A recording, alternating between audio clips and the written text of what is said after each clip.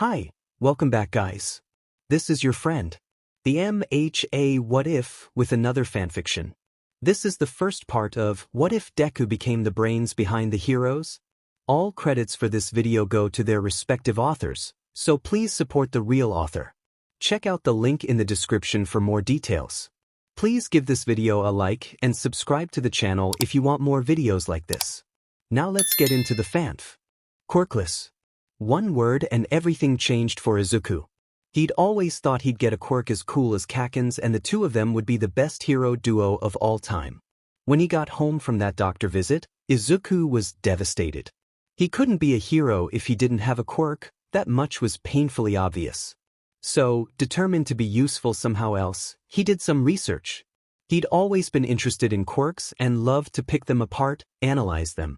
His favorite quirk up until now was Kaken's, and although the explosive blonde didn't like his recommendations and analyses and found them creepy and weird, he made big progress over the years.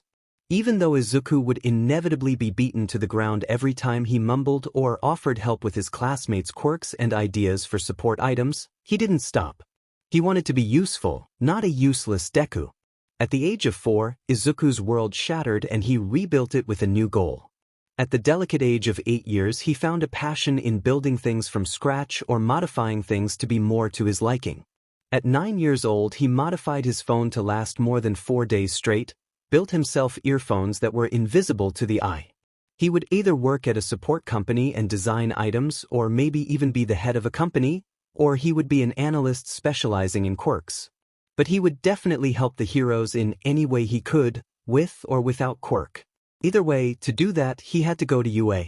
It had been his dream to go there since he could remember, and honestly, now at 14 years old he wasn't really that interested in becoming a hero anyway. He grew to love building and tinkering with stuff others called trash and has made up his mind a long time ago. And that leads to now, the day of the entrance exam. Growing up with Bakugo had been a pain, so to say. Izuku had realized that, after Bakugo told him to go and take a swan dive off the roof and pray to get a quirk in his next life, the angry Pomeranian wasn't his friend and therefore he stopped calling him Kaken or Katsuki. He saw him as his previous classmate, a bully, and simply tolerated him, avoided him as much as possible. Bakugo was always mad at Izuku no matter what the greenette did, and be it only breathing too loudly. That fact made him jump into a bush in front of the gates as he heard him yelling at other applicants to move out of the way some distance behind him. He really didn't want to deal with Bakugo today, especially if he had an entrance exam to pass. He'd studied like a madman for today, registered in online classes which covered every single subject's topics up until second year of high school, and he had honed his building skills by tinkering around in his room with scraps and every single thing he found in the mountains of trash on Dagoba Beach. He was ready as he could be and nobody was going to stop him from acing this test. Power Loader was, well, impressed. Yeah, impressed is a good word. Maybe even fascinated at how a teenager could build something as impressive as the object lying in front of him. It wasn't big in size, in fact, it was only the size of his palm. And it was working just as the blueprints provided by the student indicated it would. There were no errors or malfunctions whatsoever. At first glance, it looked like a plain old power bank. However, it had a button on it. To use that button though, one had to use their fingerprint to unlock the safety measures. That teenager managed to design, build and program a high-tech item in only 6 hours. 6 hours? Power Loader would have needed 9 to 10 hours at least to come up with all of this and build it. Not to forget the programming. That thing could project things into midair, onto walls, had its own AI, maybe a sloppy, rushed one but still functioning, a tracking device, Bluetooth, almost anything one could possibly think of. And the real game changer is that that little box was foldable and rearrangeable. It was rearrangeable into a weapon, a dagger, to be exact. When pointing that dagger at someone, it scanned that person from head to toe and saved all their personal information such as name, medical history, quirk, you name it in the user of the weapon's chosen cloud. The sheer amount of precision left him speechless and damn, he wanted that kid in his class. Only judging that kid's preciseness, he was convinced that that teenager would pass the written portion of the exam in flying colors. Or at least he hoped so. Now, everything he could do was wait for the exams to be corrected and let fate decide what would happen. Izuku was worried. Well, worried is an understatement. Quite a big one actually. He was a nervous wreck and has had 6 anxiety attacks in the last 4 days. He couldn't even concentrate on anything, not on tinkering and especially not on analyzing. Hell, he was overanalyzing everything he could have done wrong on the test, both practical and written. In the written portion, he didn't have any problems except for a few questions in history, and he was the first one to finish. And every time he looked around, he saw the faces of the other students. Some were visibly struggling, some were even silently crying, and some others looked really puzzled sometimes. But he saw nobody flying through the questions as easily and relaxed as Izuku had. And oh Kami was he concerned. He was just about to walk another round through his room in a never-ending circle as somebody shouted from the kitchen. Izuku! Stop worrying for a few minutes and come set the table for dinner. Sighing deeply, he went to the kitchen and started his task. At least his mother supported him with everything he did. Of course, she had been as devastated as he had been that he couldn't be a hero, but she was just as much delighted that he had found a new passion to pursue. However, knowing that he would be at a disadvantage against others, she quickly signed him up for self-defense classes when he was 6. She was a worrier, always had been, and she wanted her child to be able to know what to do if somebody would try to hurt him on his way to school.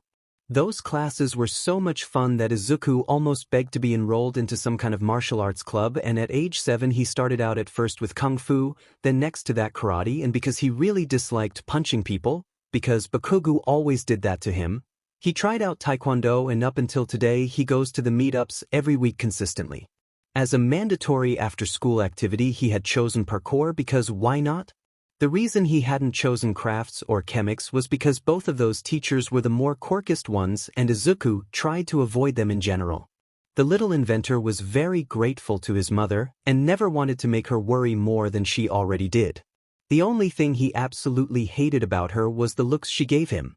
As if he were made of glass, some china that was bound to break after holding it too tightly. A bit too much pressure and crash, he'd crumble. But he learned to ignore them, even if they hurt more than the burn scars littering his back. Izuku, whatever the outcome of the exam will be, you can be sure that I will support you. Do you understand? Looking up from his bowl of miso soup, the teenager met his mother's eyes. Sighing, he responded, I know that I can count on you. I just can't seem to stop worrying that I might have messed up. I know, baby, but even if you didn't get into the support course you also made an application for Gen Ed as a safety measure. Everything will be fine. Falling back into comfortable silence, they ate their dinner and Izuku retreated to his room after washing the dishes. Having 2 anxiety attacks in the span of 1 day was very exhausting, and soon he succumbed to sleep.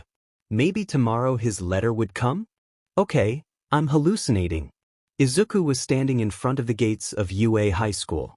He was actually standing in front of UA High School's gates. His soul had practically left his body when he got the letter informing him of his acceptance, but he never would have imagined that the inclusion of quirkless people wasn't just a pretend UA held up because of the media, but they actually stuck to their word. No, Izuku. Don't get carried away. They could just let you marvel in your dream school for 1 day and expel you. Izuku bitterly thought to himself. Yeah, he needed to stay realistic. And most definitely not stand out. Nothing good ever happens when he stands out. He learned that in middle school the hard way. But this isn't middle school, it's UA. And everything will be fine. As long as he didn't give the teachers a reason to look up his files and find out about his quirklessness, he'd be fine.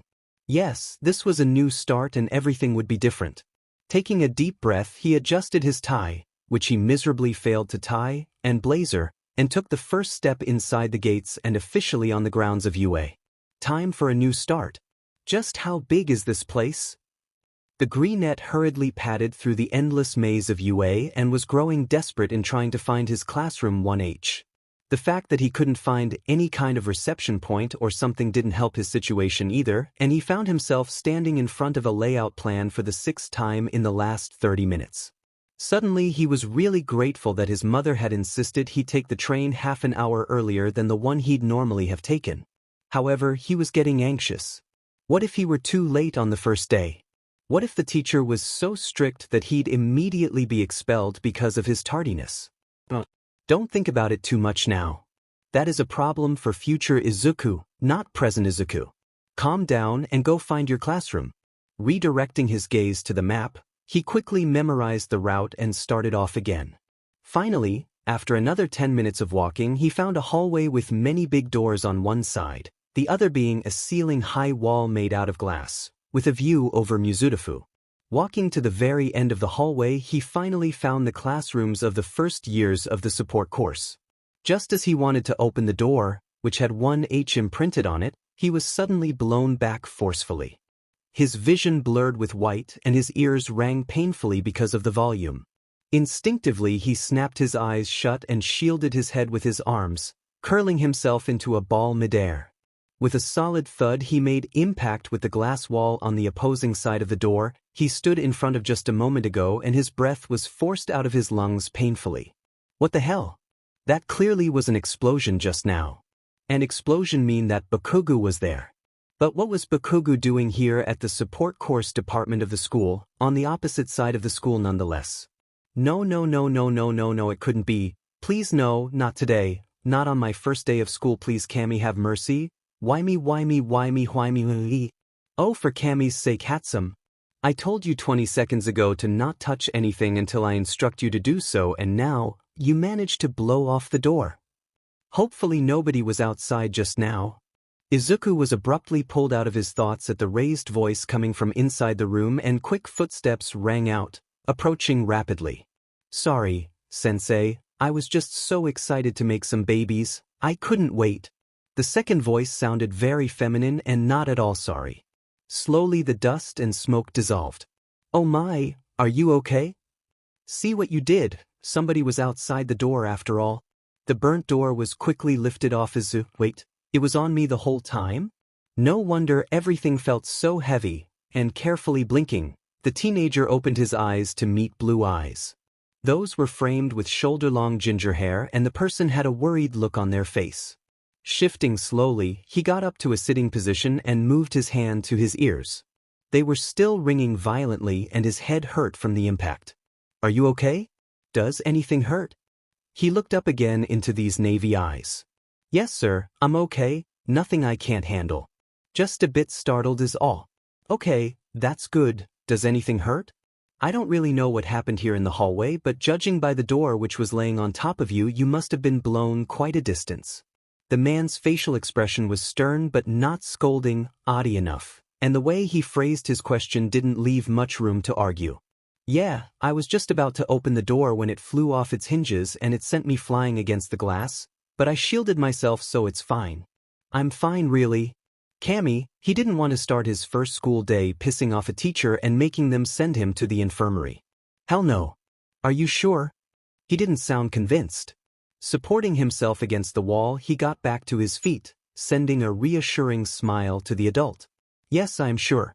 I'm sorry to have caused you worry. The man straightened and composed himself. I'm Higuri Maijima, also known as the excavation hero, power loader, but you can call me Maijima-sensei. What's your name? Remembering that he forgot to introduce himself, he quickly bowed down. Midoriya Izuku. Please get up. I still don't know if you have any head injuries and would like to check that. Midoriya, you said? Looks like you're in my class. Come on, let's get inside. Go ahead and sit down on the teacher's chair in the front. The teacher's chair? Oh, Cammy, and I didn't want to draw any attention and now I have to sit on the teacher's chair? Knowing that there was no room for argument, he complied and went inside. Somebody had already opened the windows and the smoke was almost gone, only the smell still lingered in the air. He hesitantly sat down and watched Power Load dash, no, Maijima-sensei, pull out a first aid kit and rummage through it, taking a flashlight. Then he went ahead and shone it into the boy's eyes. Good, it doesn't seem like you have a concussion, that's a relief. Do you feel any bruises forming somewhere from the impact? He doesn't know why, but he didn't dare lie. My left shoulder hurts a bit. He looked down on the floor, avoiding Maijima-sensei's eyes. Okay, I'm gonna go ahead and move your arm a bit. I'm gonna grab it now. There wasn't any kind of disappointment in his voice, and Izuku was bewildered. Normally teachers would tell him to suck it up and go to his seat already, but the man in front of him didn't. Strange. Gentle hands carefully moved and rotated it around. Okay, it doesn't seem like anything's broken or damaged, and you can stay here in class for the rest of the day. However, I want you to go to the infirmary either at lunch break or after school. And I will know if you went there or not. Watching the teacher's strict eyes, he nodded his agreement and was dismissed to find his seat. He was number 5 and finally got to take a better look at the room. It was very different but kind of the same as in any other school. The only difference is that even though the room was the same size as the other classrooms he had the chance to peek into, this one had less desks in it. They were bigger too. If he had to guess, one table took up as much space as 3 normal ones would, and the chairs weren't made out of the typical blue fabric he'd seen, but made out of something that looked like some sort of fabric, but still also kind of like metal? He'd have to look into it later. Many different machines were lined up around the room, and the projector for presentations was encaged, probably because of the risk of damage. The desks themselves didn't really look normal either. The surface wasn't made out of wood like in the rest of the classes, but something sturdier, and on the sides were various buttons. There were a total of 10 desks in here, including the teacher's desk, and the numbers went from the left side starting with 1, going back towards the end of the class to number 3, and started again in the middle row in the front with number 4. Padding to the desk in the middle, he tried to make peace with the fact that he's in the center of the class and not somewhere on the side like he had hoped he would be. Setting down his yellow backpack, he sat down and looked around. In front of him was a girl with pink dreadlocks and some kind of goggles on her head and golden eyes with black rings around her pupils. To her right was a person he wasn't sure he wanted to assume their gender because they looked very androgynous. They had brown hair with moss green streaks in them. The haircut itself was short, their ears poked out of their waves which ended right above the ears, and the back was shaved in a triangle shape with a geometrical pattern shaved into it. The ears themselves were pointed and kind of looked like an elf's ears. In the front were 2 longer strands not quite long enough to brush their shoulders, both braided with some kind of pearls and rings incorporated. Their eyes were mirroring their hair, one brown and one green. On the left side of the girl with the pink hair is a girl with slightly wavy, light blue hair in one French braid, tan skin and orange eyes with long fingers. Behind her and next to Izuku is a boy with short black hair, ghostly white skin and gray eyes. His whole appearance kind of reminds the greenette of the night. On his right side is a boy with long, straight blonde hair in a neat bun, chocolate brown flawless skin, and blue eyes. Behind him is one of 2 girls that look almost identical to each other. Both have sky blue skin, clouds for hair and black eyeballs. The only difference is that one of them has a black snowflake in her hair and silver eyes, the other one a black lightning and golden eyes. The last one is diagonally behind Izuku in the left corner of the room and has red hair currently put up in 2 space buns and equally as red eyes. The freckled boy noticed that this class was above average when it came to visible mutations. Normally only about 10% of one class had something visible, but here in this class there was 1 person who could extract their fingers, 2 with clouds for hair, and 1 with ghostly skin that was almost transparent, so pale was it. Just as he started to wonder what all of their quirks could be, the bell rang and signaled the beginning of homeroom. Good morning everyone, my name is Higuri Maijima, but you might know me under my hero name, the excavation hero, Power Loader. Please just call me either Maijima-sensei or Power Loader-sensei. I'm fine with any of those too. Now, I'll go through attendance. Whoever hears their name will acknowledge me by saying something they like or enjoy doing. Ueno Soma? The girl with light blue hair and orange eyes directly in front of Maijima-sensei stands up. Hello everyone, my name is Ueno Soma. I'm 15 years old and I really like shiny things. Hatsume. The girl with the pink dreadlocks in front of him practically shoots up from her seat. Hi, I'm Hatsume. I'm 15 years old and I love making babies. Izuku almost choked on his own spit at that. Making babies? What the hell? We're teenagers. Maijima-sensei sighed. Hatsume, you do know that not everybody refers to their support items and inventions as babies, right? A collective sigh of relief was heard from all over the room, and Hatsume sat back down with a pout on her face. Miyazaki Haru? The androgynous person stands up. My name is Miyazaki Haru. I'm also 15 years old and I really enjoy mountain climbing and hiking in the nature. Nakamura-sana? The boy with deathly pale skin and short black hair calmly gets up. My name is Nakamura-sana. I'm 15 and I really like yoga and meditating. Midoriya Izuku? Oh Kami, now it's his turn. Nervously he stands up, taking a deep breath he introduces himself. My name is Midoriya Izuku. I'm also 15 years old and I really like Katsudon. Finally letting out a breath he knew he was holding, he sat back down. Holy shit, that was scary. How can people actually like speaking in front of other people? Kaneko-K? The blonde-haired boy next to him arises. The name's Kaneko-K, 15 and I really like designing hero costumes. Before you ask, I didn't go into the costume department of UA because I prefer building support items over sewing. Toma Takeda? The redhead with 2 space buns and red eyes stands up. I'm Takeda Toma, 15 years old and I really like cooking. Kimura Yuki? One of the possible twins stands up, the one with silver irises and a snowflake in her hair. Hello, my name is Kimura Yuki and I am the twin sister of the girl next to me, Sora. Please just call us our first names so nobody gets confused. We are both 15 years old Oswell and I really like reading. Kimura Sora? Like she said, and I really like dancing. After looking over everybody and ticking off every name on his list, the teacher ushers them out of the classroom. They walk down every single emergency exit, and all the while the adult explains what they can and can't do on campus. For example, there are separate gyms for every department of UA. It is preferred from the school if every student who wanted to work out went to their own gym, but it is not required. However, only the hero course was allowed in the simulation tracks, like the simulation cities, the simulation forest, etc., since most of the time those students have more flashy or damaging quirks than others and are a potential safety hazard for other students. All of the other facilities of UA are always open for use and free of charge.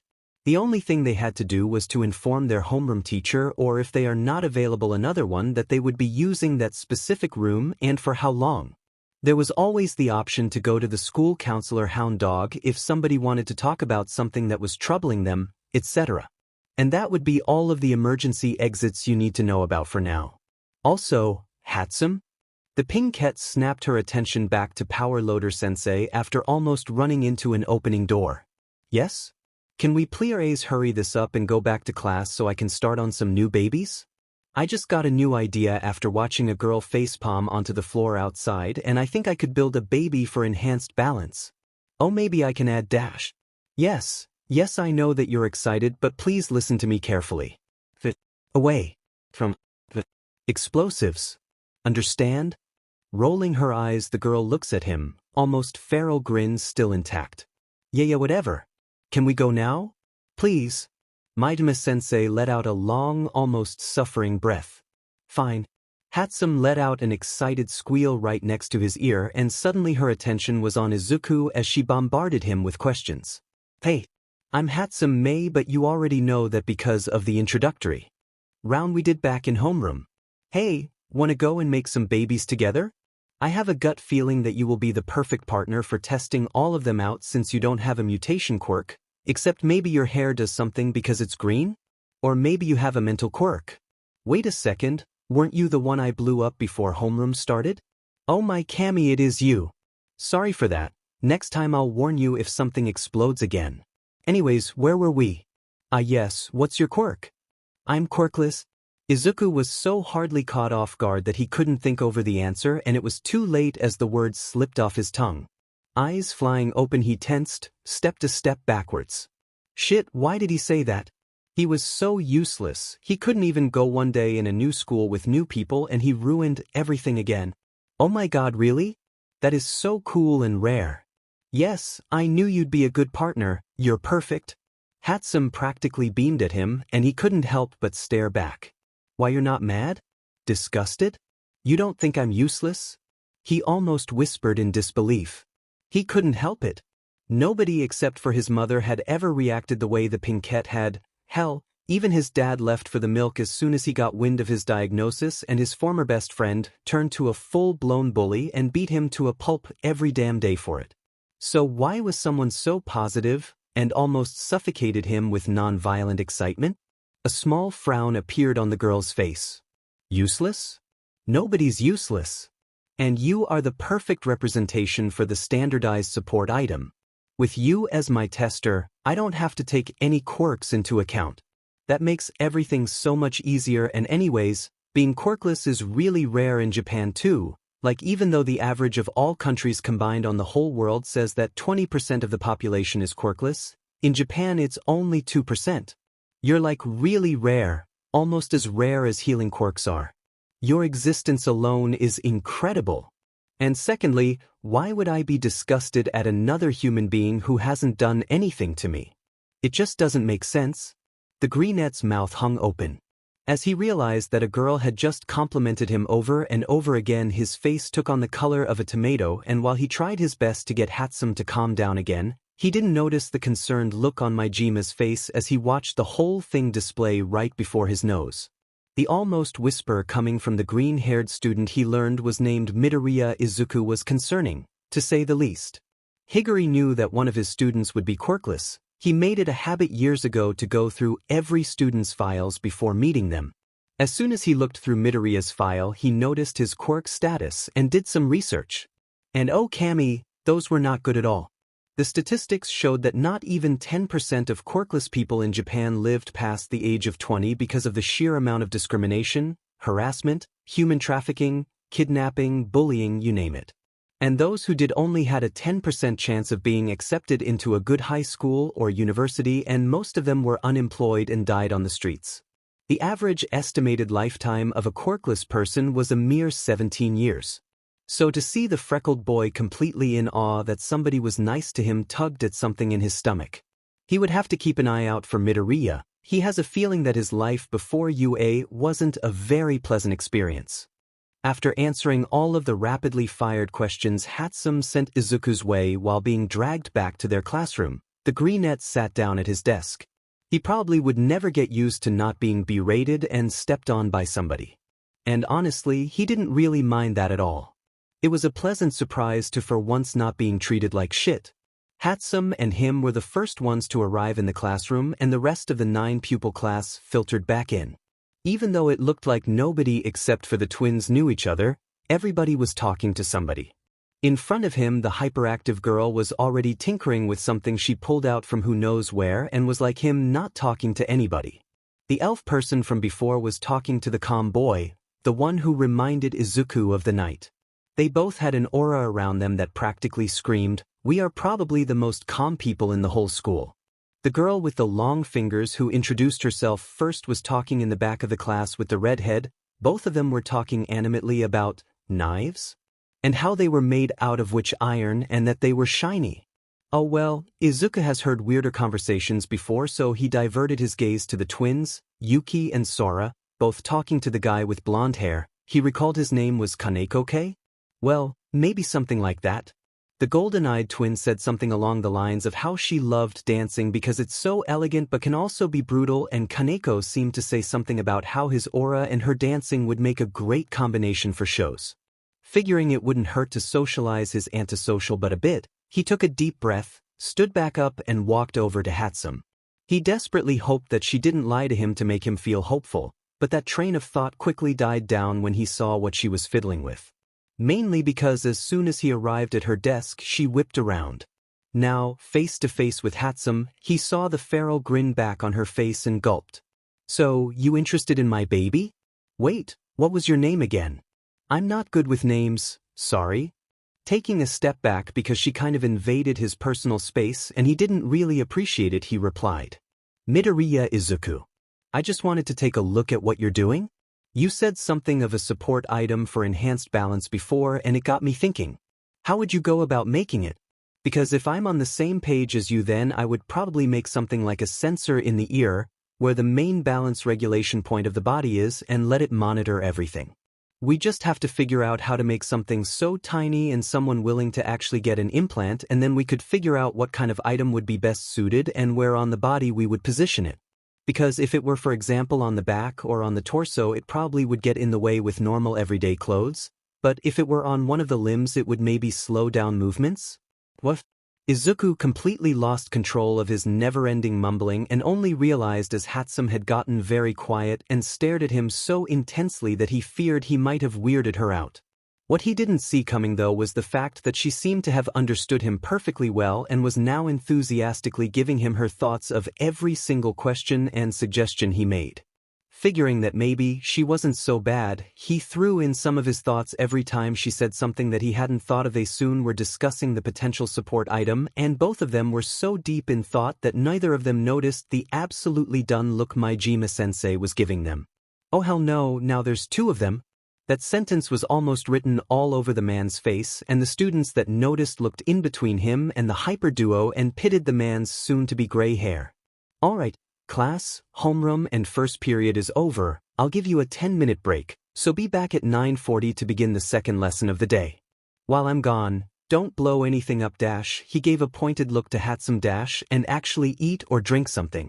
Next period we're gonna need all those brain cells of yours functioning at 100% because we'll be starting on how to professionally make blueprints because we have to start at square one. Now don't give me that look, Hatsume. Even though the teachers of UA have free reign over their schedule, we still have to cover all of the topics that are mandatory. I know that you all are very advanced already in many areas, so I will keep it short either way. No, go and try not to destroy this room while I'm not here. Reaching down to his backpack, he pulled out an energy bar and his water bottle, and sat on the edge of Hatsume's desk. Quietly munching, he looked around again. Up until now everything seemed fine. Sure, he was blown up before homeroom even began, but he got to know someone that didn't have a problem with his absence of a quirk, and the teacher didn't treat him any differently than the others yet. Of course, he would always be ready to be dropped by anybody. He wouldn't get his hopes up after the birthday cake incident in second grade middle school. Bakuga's lackeys had been especially nasty in pretending to have gotten him a birthday cake, and as he wanted to thank them they pushed it into his face. Some bits of the frosting stained his analysis notebook, and since then he learned his lesson. Never expect somebody to be care. They will drop you either out of spite or for entertainment. Anyways, he noticed that the elf person, Miyazaki, was walking up to him. Putting away his trash, he greeted them. Hi. You're Miyazaki, right? The student looked him over a bit, and Izuku held his breath. Were they quirkist? It wouldn't surprise him. After a few more tense seconds the other held out their hand. Yes, that's right. You're Midoriya, correct? The quirkless kid. He was surprised that even after scanning their face he didn't seem to find any kind of hostility, so he nodded. Oh cool. Well, I just wanted you to know that I go by they/them pronouns, so please respect that. I may be on the more feminine side since I just started taking hormone suppressants, but the more you know the better. You don't have a problem with that, do you? They critically eyed him and he hurriedly reassured them.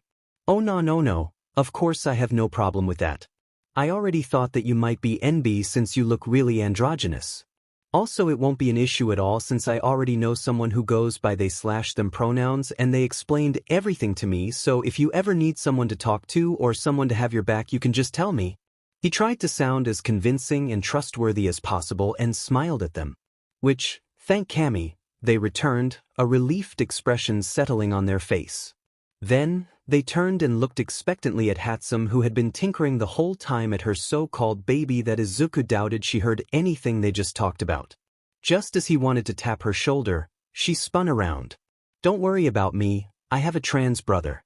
He transitioned when I was 5, so I don't know what I am other than accepting. And with that she turned around again and refocused her attention to the small pile of wires and pliers. Miyazaki and Izuku both turned to look at each other and after a few seconds snorted at the face both of them were making. None of them had expected Hatsume to have paid attention at all. Well, it was kind of relieving for them to know that Hatsume and Izuku were allies, since they had already dealt with quite the amount of bullshit from others and the brown-green-haired person was happy to have somebody on their side. Thanking him, they turned and proceeded to go and talk to the rest of the class, and Izuku was just as relieved as them that they were accepting his quirk status as he was accepting their gender identity. Not that in the year 2 XXX that should be normal, but unfortunately both of them knew that society and the norm could be absolute assholes. The bell rang and after taking a final sip of water he went back to his seat and listened to Majima-sensei talk about blueprints, taking as many notes as possible to review later today. There wasn't really that much that was new to him, but better be safe than sorry and write everything down. Who knew if Sensei was the kind of teacher to do surprise pop quizzes? Just like that, they spent the 3 lessons before lunch, and Hatsume and Miyazaki both looked at each other, smiled, got up and almost dragged the greenette to sit with them at lunch. However, after seeing the sheer amount of people in the cafeteria, Miyazaki told them they weren't really good with crowds, and Izuku and Hatsume both agreed to take their lunch trays with them outside to find a nice spot. 5 minutes later they found a tree to their liking, and now they were munching on their lunches. The first to break the silence was Miyazaki. So, we already know that Midoriya doesn't have a quirk, but I wonder what yours is, Hatsume? Putting down her chopsticks, the pinkette replied. Oh, it's called zoom. Meaning that in a nutshell, my eyes can zoom in on anything as long as it's within a distance of 5 kilometers, 3.1 miles. It's really useful when making babies because I don't need a microscope for the small things like wires and shit. What's yours? Smiling, they raised a hand, revealing technological-looking lines all over their fingers and fading into the palm. My quirk is called detection. It's a touch-activated quirk that lets me detect flaws in programs, and most of the time, as long as it's not too complicated, it lets me know how to fix them. Oh really? That's so cool and useful dash. Oh my Kami, you guys have such great quirks? Izuku burst out. Just imagine what else you could do with them. I mean, with Zoom you could easily be a doctor for making out any irregularities in the cell of a body because you wouldn't need the machines necessary for seeing them, or even an information-gathering hero, or maybe you could be a spy for the government. Oh my god, do you feel it in your eyes when you zoom in and out, or do you not? And detection could be used in so many different ways I don't even know where to start. He snapped his head over to Miyazaki. You could be hired to look over the security systems of important places, maybe even UA. Or, Kami forbid, Tartarus? Holy quirks, this is really cool. Loud cackling, almost manic, ripped him out of his outburst, and he slapped a hand over his mouth. Oh no, he ruined everything. He was so stupid, just a useless waste of space, and now they were gonna hate him and think he was creepy, and damn, I wouldn't have thought about all of those options with my quirk, Midoriya. I never even considered becoming a doctor who specializes in cells or whatever you suggested. It was really interesting. She looked at him with a huge grin on her face as Miyazaki chimed in. Yeah, you're really perceptive when it's about quirks, aren't you? I did think that I wanted to do something like you just suggested, but if I really wanted to do that, then I would have gone into the IT department and not into support, but my passion is building things and trying things out, rather than specializing in IT. Finally having snapped out of it and getting used to the fact that up until now they didn't think it was creepy and even answered his questions and engaged into conversation with him and didn't just ignore him like his former classmates did, he went back to talking instead of sitting there awkwardly. Why yeah, you see, even before my diagnosis I was really interested in quirks and how they worked, so I really like picking them apart and analyzing them to their core, so yeah haha. Looking up at them and judging if he was okay to continue talking, he carried on. And I kind of always wanted to be a hero, and that dream didn't really die after the diagnosis. I just kept doing it, and now it's a good hobby of mine. I mean, my first notebook is written in crayon, I think. But now I don't want to be a hero anymore, but rather someone who helps people with my inventions. And if that doesn't work out, I'll just work as an analyst or a quirk counselor. Wow, you already know what you want to do with your life? I wish I was so resolute and able to plan that far ahead. Well, I'll definitely be the next head of Hatsume Support Industries. I'll take over my parents' enterprise and make everyone's lives easier with my babies. Hey, come to think of it, you have to work for me then, Midoriya? And just like that, their lunch continued with excited conversations drifting from quirks to support items to plants and then to the debate whether Endeavor was a good hero or not. They all agreed that he's overrated. He's not nice and causes way too much unnecessary damage to his surrounding areas and is a walking fire hazard. The bell rang and they went back inside for 5th and 6th period, being arts with Midnight and English with present Mike. Izuku almost couldn't keep still at the fact that he actually was being taught by pro heroes, and despite admiring them he still took his notes. After classes ended, he said goodbye to Hatsume and Miyazaki and went to Recovery Girl to let her look at his shoulder. It was a bit tender and it would definitely bruise, But other than that she dismissed him fairly quickly and sent him home with some gummies.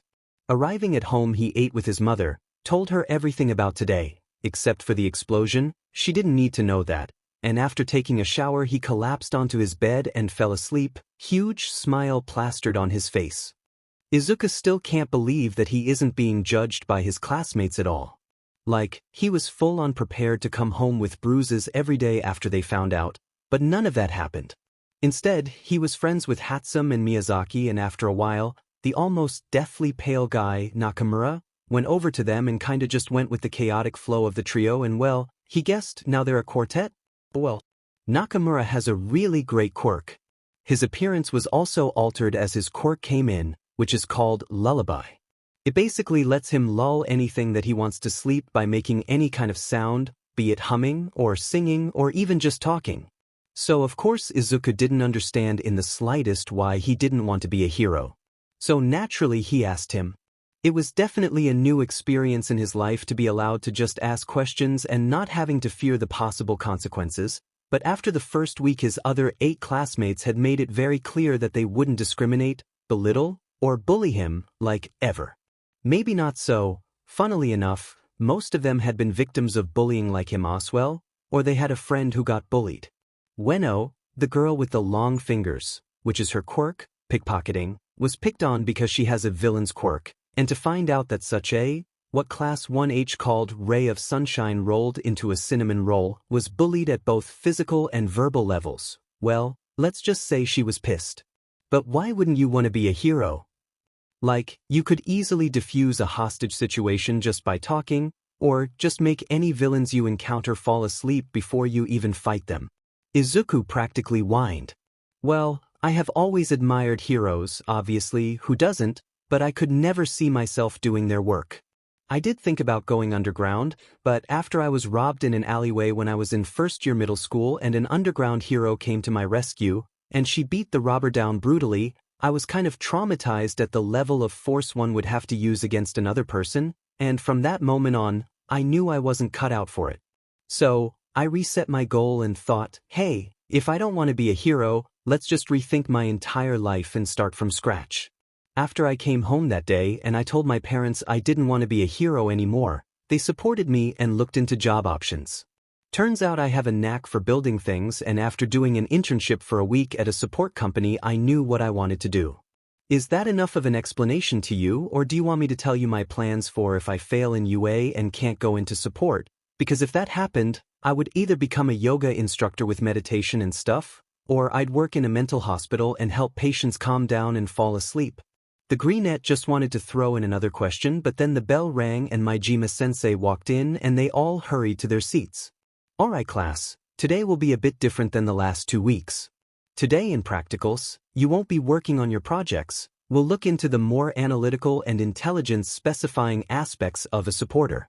And to see at what level you are, I have decided to make a pop quiz today. The teacher let a big stack of papers fall onto his table with a loud thud and a few students groaned in annoyance. This quiz will most likely take you the whole of the practicals to complete. You will start when first period starts, at 8:40, to be exact, and the time will end at lunch, at 12:30. So be ready by the end of homeroom, prepare something to drink, eat, whatever you need to be able to concentrate for so long, and make sure to have enough pencils and erasers, pens, sharpeners and so on. The usage of any kind of support item is not allowed, no laptops, phones, smartwatches, anything technological, and any attempt at cheating will leave you with a failed test and detention for a week. Most of the students were now looking at the man in complete shock and my side. I know that this seems a bit much for a pop quiz, and I know that pop quizzes are supposed to be short, but turns out that the principal was bored and put this test together to make you more aware that supporters don't just make items but also have to have analytical skills. What else the principal has in mind, I don't want to know, honestly, so start getting ready. You are going to need every bit of energy you have for that test because it's long. Go. Still in shock, and most were annoyed too, they got up and went to the vending machine they somehow convinced Power Loader to put into their class, and filling up water bottles, and in general getting ready for the test. Izuku thought that he was probably the only one to actually look forward to this test. Sure, it might be weird, but honestly, who wouldn't be excited to take a test the Nedzu put together for them? So when Majima-sensei wished them good luck, Izuku happily started to scribble away. The amount of pages was a bit overwhelming, but the test was supposed to last 4 periods, so that wasn't really surprising. What was surprising, however, was the contents of the test. The first 5 pages were filled with logical thinking riddles, and in general questions Izuku guessed a detective or something would have to think about. After that came about 10 pages of questions that required knowledge about the human body and how support items could either help or hurt it, as well as how one had to individualize support items to a specific quirk. Then, the next 8 pages or so were completely dedicated to what-if questions regarding anything that had to do with coding and programming, and at some point even hacking. Honestly, it was a good thing that Izuku was such a nerd and knew how to hack and program and code, so these questions, while challenging, weren't really that brain-wrecking. And then came the Greenette's favorite part of the test, where he is sure he had almost everything right, the 7 pages of quirk analysis. He was absolutely ecstatic to dive into what seemed to actually be official copies from actual people as well as short descriptions and problems of the quirks, and Izuku ran out of writing space 6 times at those pages. After the 3rd time of asking Power Loader for an additional paper, the teacher just put a stack of paper on his desk with a curious smirk and went back to the front. The freckled boy's face was strawberry red, but he quickly pulled himself together, and even after double-checking everything on the test, he stood up almost 15 minutes before time was up, collected his phone and his headphones, and listened to Present Mix radio show from yesterday evening. The bell signaling lunch rang and the remaining students let out a collective groan, and Power Loader collected the test packets and told them to go and eat something and get back to strength by eating Lunch Rush's lunch. Now Hatsume, Miyazaki, Nakamura, Ueno and Izuku were sitting in the cafeteria since it was raining outside, and they discussed the test together. Seriously, does Nedzu want our brains to explode because of overuse? Like, seriously? This was ridiculous. I didn't even get to the last 4 pages. What the hell was that? Ueno declared in a devastated tone in between bites of her yakitori. That test was 30 pages long and it lasted fucking 4 periods. How long are the finals gonna be, 6 lessons or more? An upperclassman, a girl that looked like a mouse, walked by and grimaced. Oh, did Nedzu put together a pop quiz for you? Oof, my sympathies, his tests are absolute nightmares. But aren't you first years? Normally he only gives those to 2nd and 3rd years. She trailed off and Hatsume answered. Yeah, we're first years, we're class 1H of the support course. But honestly, the worst part was that I couldn't build any babies today. I'm so gonna have to stay late today and make up for the lost time. The upperclassmen looked a bit taken aback by that statement, but the first years at the table were already used to Hatsume's unique phrasing, so they moved on. Izuku was really surprised to hear that Noon had been able to finish the test at all, and just as he wanted to say something about question number 134, Miyazaki turned to him. Hey Midoriya, didn't you hand in your test before time was up? The whole table fell silent and now all eyes were on him. And didn't you also ask Majima-sensei for extra sheets of paper a few times? Did you actually manage to finish everything and write more, or did my ears deceive me? Izuku blushed hard and stammered something impossible to understand out, and Nakamura reminded him to take a deep breath. Then, slowly he started over. Well, you see, I have always been good at analyzing things, and I guess it was really lucky for me that the last part was quirk analysis, since I have been doing exactly that since I was a toddler, so... He awkwardly trailed off, and Hatsume went to add something to the conversation as suddenly a deafening alarm sounded. Security breach level 3, students evacuate. And then the whole cafeteria broke into a panic. Izuku's breath hitched too, and after taking a deep breath again, he shouted over the alarm, guys. Let's wait a few moments to let all the others evacuate and then we'll go. We don't want to get crushed in that crowd in the hallway, okay? Miyazaki was the one to respond to that, hands covering their ears. Okay, let's do that. After about 2 minutes most of the students were out and the group of 5 also made their way outside. After finding the remaining members of Class 1H, they went to find Power Loader, and after double-checking that everyone was there they were allowed to go back to class. Everybody wondered what had happened, and Yamada-sensei was so nice to tell them that the media somehow had managed to get inside the UA barrier and that set the alarm off. What he didn't tell the students though was the fact that a part of the barrier had been destroyed and they didn't know how or by who. It took almost half of the English lesson for everyone to calm down completely from the shock, and only in maths with ectoplasm everyone was forced to partially forget about the incident and focus on solving the calculations. After that they were allowed to go home. Izuku went home just like every day before that, and after the nerve-wracking events of today, he promptly fell asleep after collapsing face first into his bed. All right, my dear teachers of UA, we shall now officially begin this emergency meeting. Nedzu chirped from his place on the table. All of you that were present yesterday are already aware of the level 3 security breach that was caused by the media yesterday, and for those who weren't yet aware of this, now you are. First of all, I wanted to thank the teachers that were on scene as fast as a lightning bolt and got the situation under control as efficiently as expected. He looked each teacher in the room in the eye, and whatever it was that he wanted to find, apparently he did because he carried on. I also wanted to thank Cementos for his quick thinking and building an impromptu new barrier to ensure the safety of the students. Now, what will happen in the next few days? Here is what we'll do. The rat pulled out a remote from Kami knows where and put on a slideshow. First, we will focus on checking over UA's barrier as well as the whole of the security system. I will hire some extra people I can trust so that not everything regarding this issue has to be solely on Powerloader's plate. Maijima nodded in appreciation. Second, it has come to my attention that the majority of the student body, with exception of the hero course, has panicked because they weren't prepared for how to react in this kind of situation.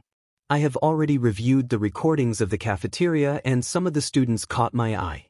To be precise, a table of first-year support students. Nedzu pushed a button on his remote and a cutout video popped up. The sound was turned down, but one could still easily hear the sirens and screams. The camera zoomed into one table, and sure enough, the 5 students seated looked very much like first years. An androgynous-looking student clutched their ears because of the volume, and next to them sat a boy with a head full of unruly green curls. He also had his hands pressed against his ears, and they watched as he took a deep breath. Then it looked like he shouted, but the sound quality was very bad and it came out muffled, but everyone could understand what he said. Guys, let's wait a few moments to let all the others evacuate and then we'll go. We don't want to get crushed in that crowd in the hallway, okay? The person next to him shouted back an okay, and after waiting for around 2 minutes most of the other students had filtered out and the group of 5 quickly went and looked for any remaining students in the cafeteria, and after finding one other first-year boy and successfully coaxing him out of under a table, they went to evacuate themselves while repeating reassuring words to the boy, who was obviously panicking. The fact that they were patient and kept each other calm in a new situation like this made me very happy. They only have been at our school for 2 weeks and they aren't even in the heroics course. Do any of you know their names? Especially the green-haired one, he seemed to take the lead instinctively. Powerloader spoke up. These students are all a part of Class 1H, my homeroom class. The green-haired one is Izuku Midoriya, the first quirkless student at our school. The student next to him, the elf-looking one, is Miyazaki, and their quirk is detection. Then there's the pink-haired one, Mei Hatsume, quirk zoom, the light blue-haired one is Soma Ueno, quirk pickpocketing, and the one that looks like he crawled out of a grave is Sana Nakamura, quirk lullaby. Also Nedzu, sir? He looked the principal in the eyes. I actually wanted to talk to you about Izuku Midoriya. Remember the analysis test you put together for the entire support course? Not just the first years but all of the 3 grades? Well, I made them complete it yesterday before that whole fiasco with the media happened, and you told me that none of the first and second year students should be able to complete that test in only 4 hours, but Midoriya here gave me his test packet 15 minutes earlier, even after requesting extra pages so many times that I just dropped a pack of sheets on his desk. In the remaining 15 minutes I flew over his answers, and on first glance most of them looked correct.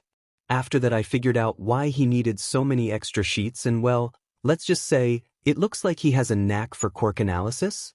I wanted to give you his test to look it over, because I know you wanted to get something out of this. Powerloader finished his almost speech and raised an eyebrow, almost daring the rat to disagree. Nedzu's grin only grew wider with each sentence the man spoke, and at the end it looked almost feral and the other teachers all leaned back a bit. Thank you, Power loader, I will gladly look into it. Now back to the topic. I will come into your homeroom tomorrow, my Jima-san, and visit those students of yours to praise them a bit. Now let's close that group of students for now and focus on another trio of first years, but this time I'm pretty sure they're from the heroics course. He pulled up another video, but this time from the crowd in the hall. The camera zoomed in and focused on 3 students. One with short, navy blue hair, a shorter girl that resembled a frog, and a girl with a brown bob cut. Unfortunately, the panic was too loud this time to make out anything, and they watched as the frog girl said something to the male. The boy then shouted something to the brown-haired girl and she touched him, making him float. He then proceeded to crash into the emergency sign labeling the exit and informed all of the other students that it's just the media. It took a few seconds, and as the crowd silenced itself, the microphones managed to make out sound again. There is no need to panic. It is just the media outside. You can see them through the windows. Now let us act like proper UA students and evacuate in an orderly fashion. The crowd complied and the mass panic calmed down. Then the video ended. This time Eraserhead spoke up. That were students from my homeroom class, 1A of the heroics course. The boy is Tenya Ida, Quirk Engine. The frog girl is Tsuyu Azui, Quirk Frog, and the brown-haired girl is Uraraka Ochako, Quirk Zero Gravity. If I'm honest, I'm glad that they took my lessons to heart and didn't panic, because if they did I would have expelled them. The last part was mumbled into his scarf and was unheard by the other teachers. Right? Then I will come to your homeroom tomorrow too, to praise them a bit. Now, to prevent such a mass panic from happening again, I would like to introduce the idea of doing a test run or a simulation of every single alarm level in the next 2 days. Does anybody else have anything to say? He looked around again and the only one to move was Power Loader, pushing the test packet of Midoriya towards him with no words. He took it and put it Kami knows where. Alright, if that was all then please get back to what you were doing before this meeting. The rat chirped happily as if they didn't just have an emergency meeting after an invasion and the destruction of the school barrier. Taking a shortcut through his beloved vents, the rat returned to his office and flicked on the lights. The sun was already setting, but Power Loader intrigued his interest in this particular test written by none other than the first Quirkless student ever admitted to UA. Normally, Power Loader would not bother asking him to overlook a student's test, if not to find out if they had cheated or not. No, this time he thought he would be interested in whatever was written on these sheets of paper. Fishes of paper, which originated from the thought of bringing awareness to the students that analysts are in high demand right now. With a certain type of anticipation after looking forward to reading through them, he opened the first page. Then the second, third, 10th, up until to the 22nd page. Well, what have we here? Nedza didn't find even one mistake, except for one miscalculation after typing in a wrong number into the calculator, but everything else was spot on. Up until now, nobody in his entirety of 10 years as a principal had managed to get a higher score, and he hasn't even looked at the analysis part yet. A wide, feral grin spread across his face, and he grabbed his cup of tea with his free paw and sipped a bit out of it. Now let's see what you know about quirk analysis. Midoriya is Zuku? A mad cackle echoed through the halls of UA, and the remaining people in the teacher's lounge stopped what they were doing, froze, and looked at each other with horrified faces. They all knew that the cackle belonged to Nedzu, and Nedzu cackling either meant he found something interesting or he plotted world domination. All of them agreed, though. They hoped it was the second option because the first one could potentially bring the end of the world with it. 1 week before the security breach. Alright class, listen up. Maijima-sensei got the attention from every student in the room. Today is the day of your first project assigned by me. Most of you probably don't know, but heroes aren't the only ones that get to wear costumes. Supporters usually have them too, mostly to hide their identity from villains because good supporters are highly sought after by villains. The occasions can differ significantly for supporters to wear our costumes because of the different kinds of us. Some only build items and sell them, only making general ones and no individual ones. Then there's the private ones with individual items. Those two usually don't need gears because they never leave their workspace. But then, there's supporters that work on the scene and or behind the scene. Support analysts, for example, are highly sought after and most have some kind of intelligence quirk. However, Those people are constantly endangered to be kidnapped and forced to work for villains. A prime example for this is Professor David Shield. Even though he was only a supporter that built and sold individualized items, he was abducted around 10 years ago and the villains tried to force him to work for them, but he had refused.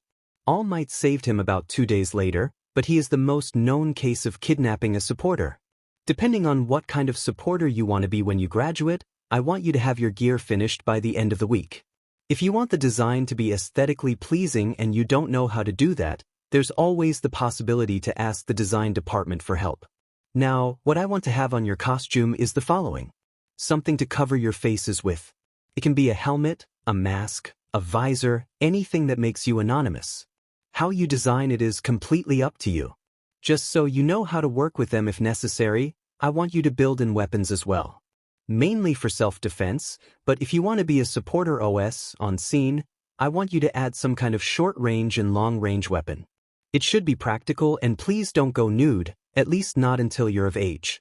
You have until the end of the week to finish everything. Your last chance would theoretically be Monday practicals for the final touches. If you have any questions, ask ahead. Everybody was staring at him for a few seconds and then Takeda, the redhead space buns guy, asked what Hatsume probably considered the real question. Do we have any limitations for the weapons or do we have to resort to weapons that don't require a license? My Majima-sensei snorted. Of course you'd want to know that. Alright, so for some reason the school board saw absolutely no problem with giving children weapons, and I know it sounds illegal, but as long as everything's self-built, you have absolutely no limitations except for illegal weapons such as a nuclear bomb for example. Was that all? This time, Yuki, the snow-themed twin, spoke up. Will the final product be graded and do we need to provide our blueprints? Yes, it will be graded and added into your final grade. I will need the latest blueprints Oswell. And with that, everyone got to work. It was a good thing that Izuku already knew this. Because if he was to be a supporter and if he wanted to branch off into the analysis part, he would definitely have to be on scene to give real-time analysis. That was the hidden reason why he had begged his mother to enroll him into martial arts classes and parkour. He wanted to be as ready as he could be, and not having any kind of fighting basics was basically a death sentence on the field. So, he started sketching out his outfit.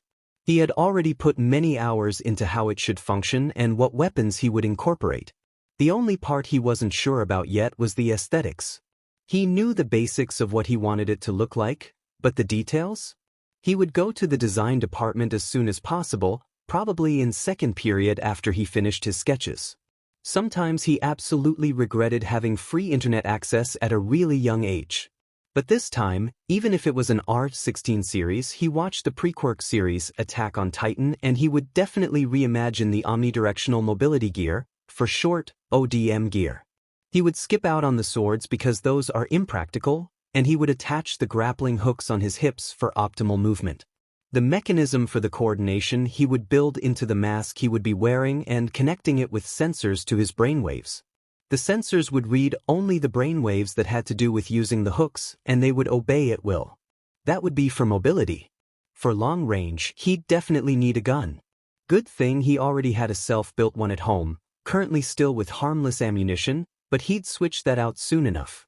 If he'd ever need to restrain someone, then he'd add a replica of Eraserhead's capture weapon, but not around his neck, but wrapped around his arms and with incorporated DNA from him so nobody could use it except for him. For short range, he'd definitely use a few kinds of knives. He learned how to use them and throw them at the martial arts training, so he was already accustomed with the safety and everything. He'd strap them onto his thigh, at least the big ones, and the small ones he'd hide all over his costume, but they'd still easily be extractable and reachable. Then of course, his bow staff. He'd tinkered with that for a whole of 4 months at home before he finally took it with him to train at the dojo. He managed to save up enough money to buy a big amount of tungsten, the sturdiest metal on the planet, and built it out of that. He also put a taser into both ends, as well as extendable blades mimicking a scythe on both sides. The blades of that weren't that big, but definitely enough to stab someone or slice someone open.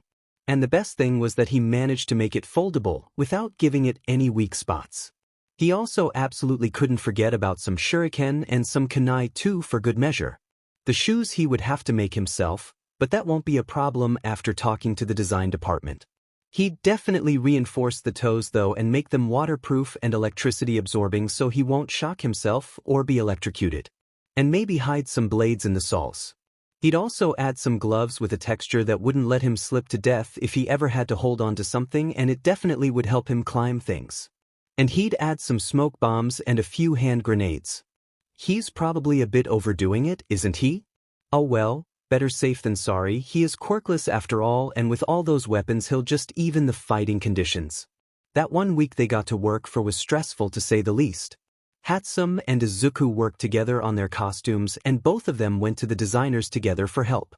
Turns out that Power Loader Sensei already warned them that some of his students might come to them, and they had met up with them on the same day they got the assignment, Monday.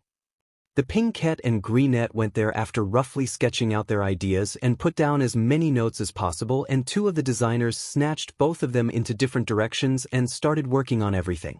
The costumes for the support course were kind of like extra credit points for their classes, so everybody was left with some kind of win.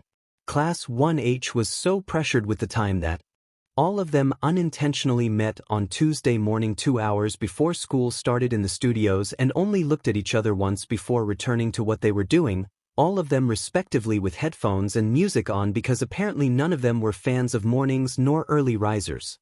They even ended up staying behind after classes, and the last to go home would always be the same three: Izuku, Hatsume, and Miyazaki.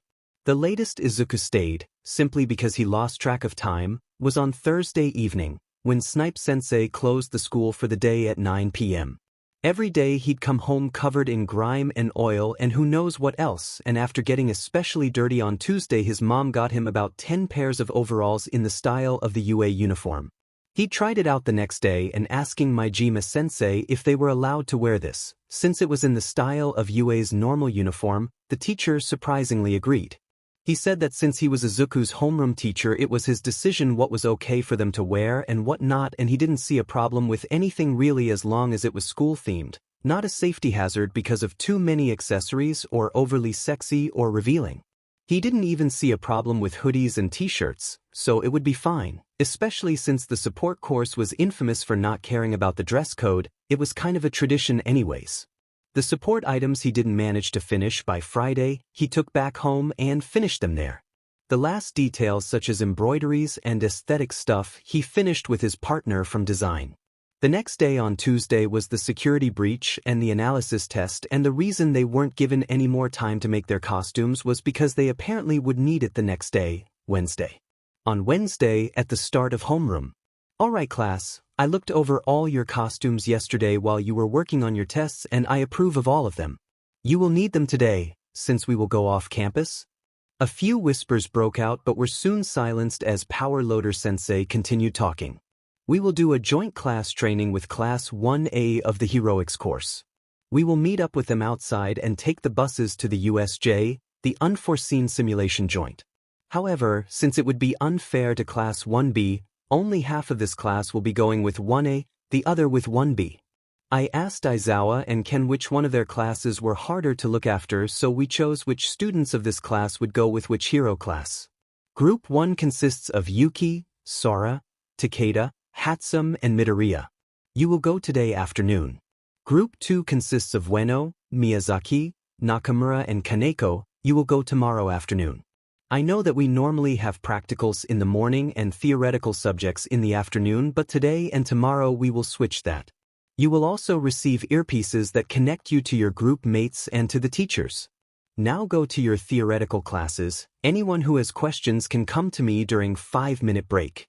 The supporter hopefuls began walking towards their next class, and all of them chatted excitedly with each other. Somehow over the last week Izuku and Hatsume became really close, maybe because both of them were a tad bit insane when it came to building things and trying things out even if it meant blowing up the lab more times than they can count, or because Hatsume was Izuku's first ever real friend since Bakugo. I'm so excited. I can't wait to try out all of my babies at the USJ. I really look forward to it. What about you, Midoriya? Izuku snorted. You know, every time we walk in the halls and somebody passes us, you always talk about making babies, and honestly, their reactions are always a hilarious sight to see. But yeah, To get back to your question, I also really look forward to it. Who knows, maybe they want to test us in how good we can coordinate things, or analyze things on the spot and in real time, and maybe they'll even incorporate some kind of villain ambush or something that could happen in the real world too. And Izuku happily rambled on and on and on, and Hatsume would often throw in some of her own ideas and theories.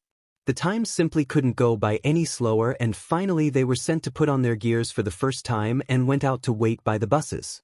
Izuku was so very happy and content and in his own little bubble with Hatsume that he completely forgot that Bakugo was in Class 1A, and he almost had a heart attack as he heard the loud blonde's shouts from the distance.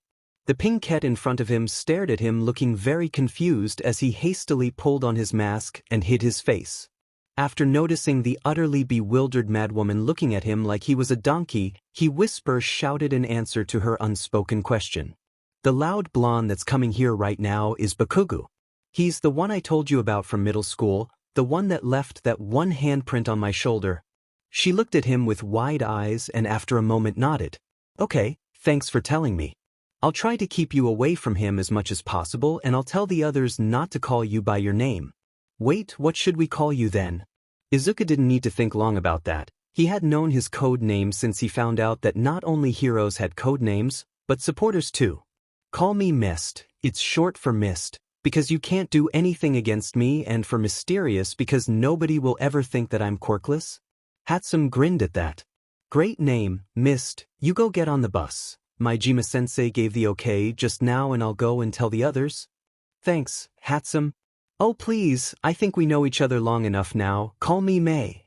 And I'll call you by your first name too, whenever Angry Pomeranian isn't near. Oh sure, thanks Hatsume. Sure thing, Mist. Now go. Okay. And with that, Izuku made his way to the bus and only pulled off his mask after making sure Bakugo couldn't see him through the windows. During the drive, one of the twins asked him why they should hide his identity from Bakugo, and since Izuku trusted his classmates now, he told them that the blonde didn't treat him kindly in middle school and that if he would see the greenette he would most likely explode in his face, quite literally. Just as he had finished with a sugar-coated version of his life with Bakugo in a nutshell, they all understood and agreed to call him Mist under the condition that he'd help them come up with code names. Before getting out of the bus, all of them pulled on their masks and went over to 13 and waited for Class 1A's bus to arrive. The group of 5 made their way to 13, and even though the rescue hero's face couldn't be seen, one could easily see the surprised reaction after seeing a bunch of teenagers all approach them with masks and hoods hiding their identities. Good afternoon. You must be Class 1H, the support corps students, is that correct? Miyazaki was the one to answer them. Yes, that is correct. I do have a question though. Go ahead, I'm sure I can help you. What will we be doing here?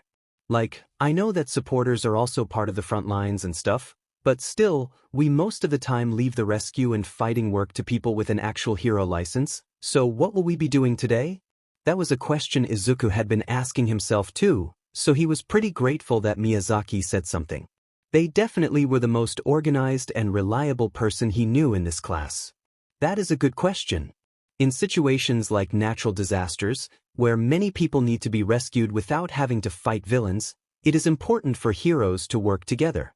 A key part of that is that the kind of supporters that also work on scene help navigate and organize the heroes to prevent unnecessary confusion and waste of time and resources. Most of the time the support items they carry with them help too. That means that we will train skills such as working in a team, and trusting one another without actually knowing anybody personally. As for why you were asked to bring, or in your case make, weapons for yourself, out in the real world it is very common for villains to attack before, during, or after a disaster happened, and the first thing they do 99% of the time, they will try to incapacitate the organizing, supporting people, you supporters, so to say. That is why us teachers will try to ambush you to see at what level of self-defense and situational awareness you have. Don't worry, we don't expect you to fight to the death against us. You are only first years after all, and you don't even focus on combat training. That summed up about any questions that would have been asked, and the group of 5 were handed their earpieces and were given a quick instruction on how to use them. Around 10 minutes later, the bus with Class 1A finally rounded the corner and the hero hopefuls trickled out and flocked around 13.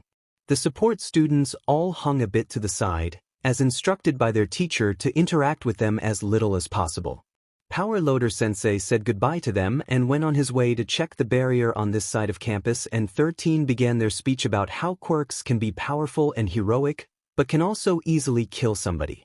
Finally they went inside, and Aizawa Sensei, the hobo-looking man, but kind of familiar-looking Izuku thought, turned to their little group and instructed them to walk down to the central plaza and make themselves familiar with everything. Meanwhile, Izuku was practically vibrating with how excited he was for this training exercise and looked around everything, frantically taking in every single detail he could. That is also why he was the first one to notice the swirling dark purple spot down in the middle of the plaza, and it seemed to grow in size too. Suddenly he got a gut feeling that this was important, and without looking at Aizawa, fixating his gaze to the swirl, he spoke up. Aizawa-sensei? Is that supposed to be there, or? The man followed his gaze and took in a sharp breath.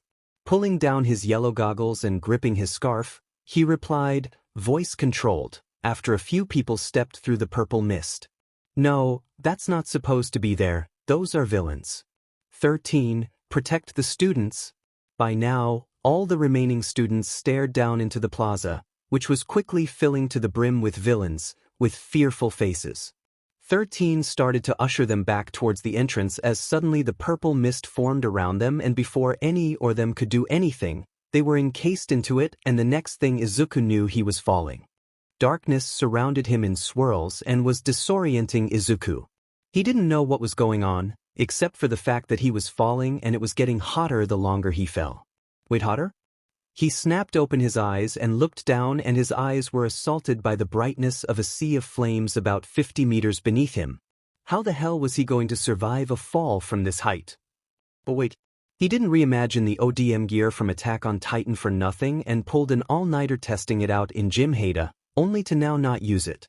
Still falling, he brought his hand to his head, pushing the button right above his ear, and thanked Kami for his brains and that he tested it out before, because if he hadn't, he'd most likely have fried his brain a few times with the brain sensors, not to forget about the countless hours of fine-tuning that damn thing.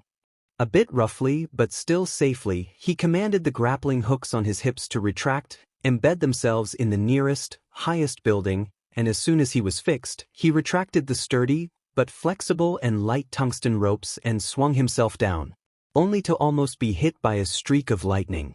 Izuku let out a startled yelp and put his arms in front of his body, ready for an attack, which never came.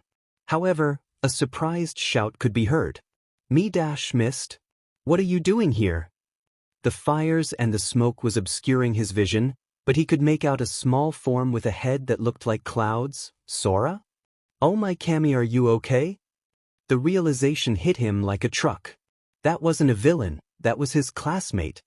He quickly ran over to her and hurriedly looked her over. Yeah, it's me, but what is going on?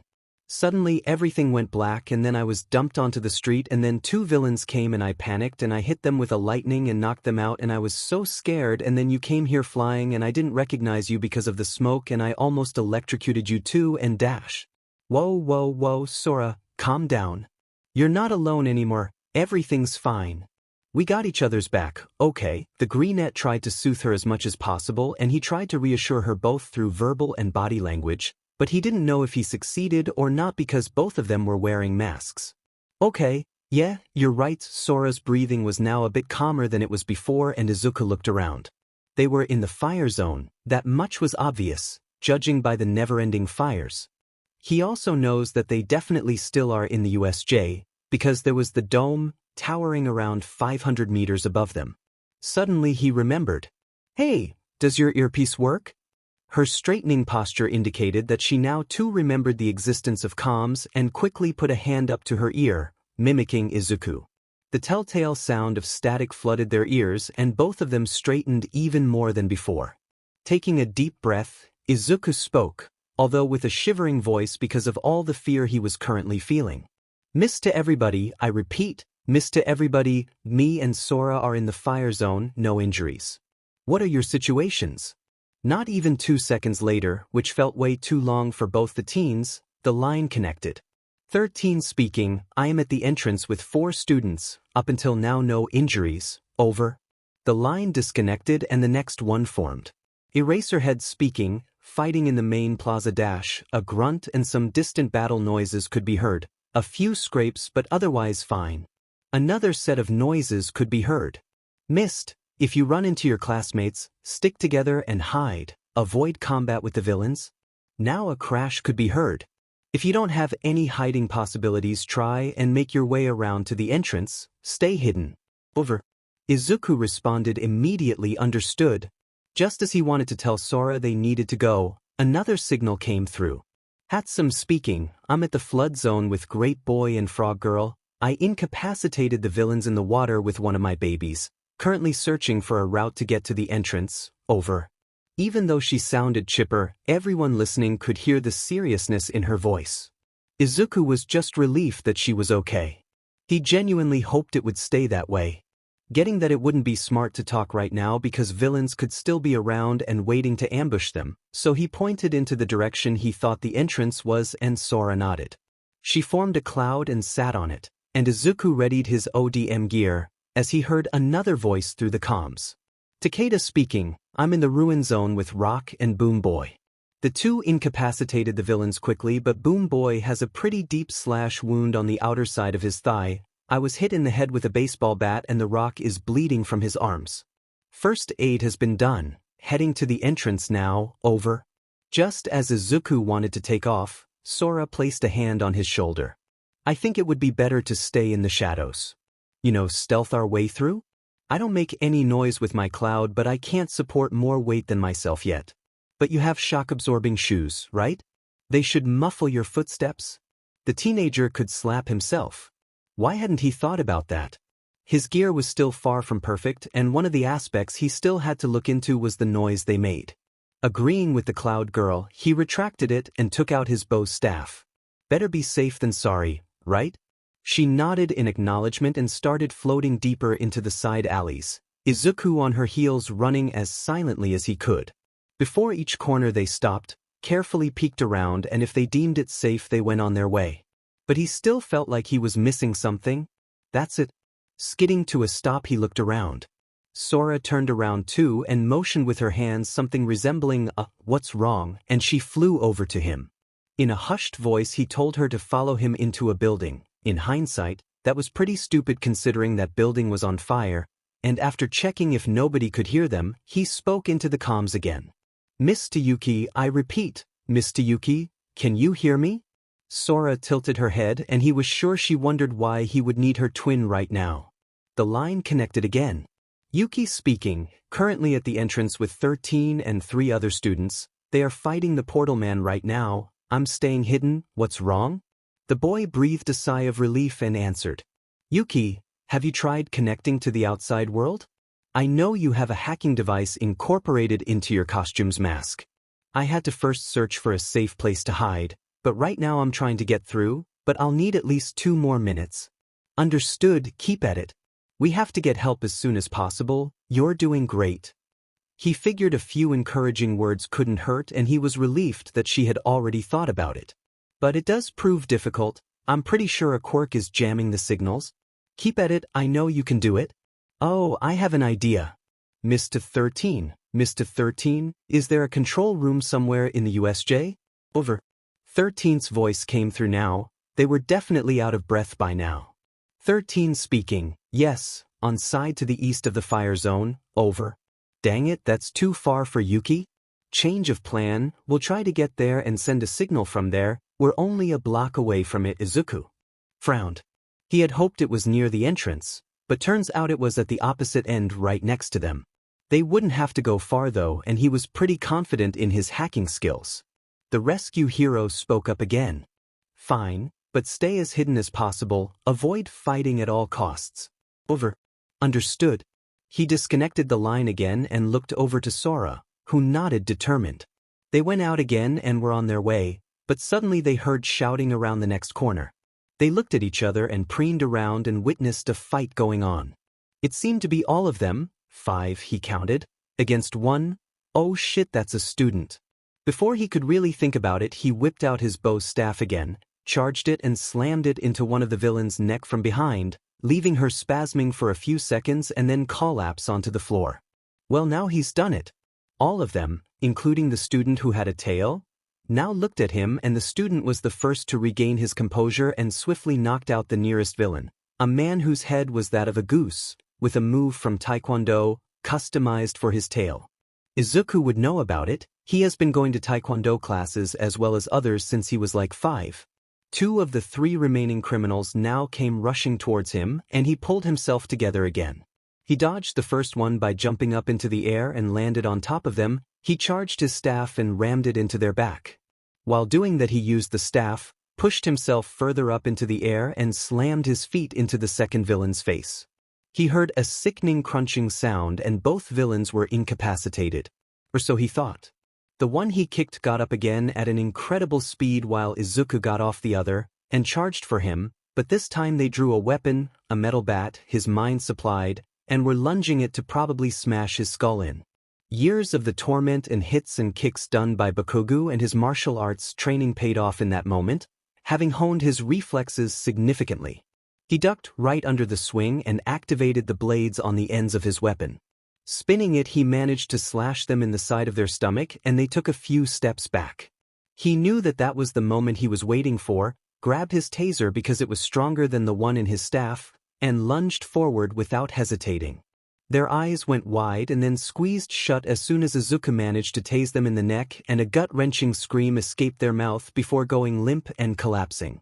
Redirecting his gaze, he looked around, searching for the last villain, only to find her incapacitated laying a bit next to the tail boy, who was panting violently but staring at him, mouth hanging open. It seemed like he remembered that they were still potentially in danger and quickly composed himself. Hi. Are you from the support course? Checking again that the enemy was in fact out cold, he answered. Yeah, we are. I'm Mist, and the girl behind the corner is Sora. We're on our way to the control room to try and send out an SOS signal. Wanna come with us? He sized Izuku up with a calculating look and nodded. I'm Ojiro. Let's go. Sora came out from behind the corner on her cloud and waved. Hey, do you think we should inform the teachers that he's with us now?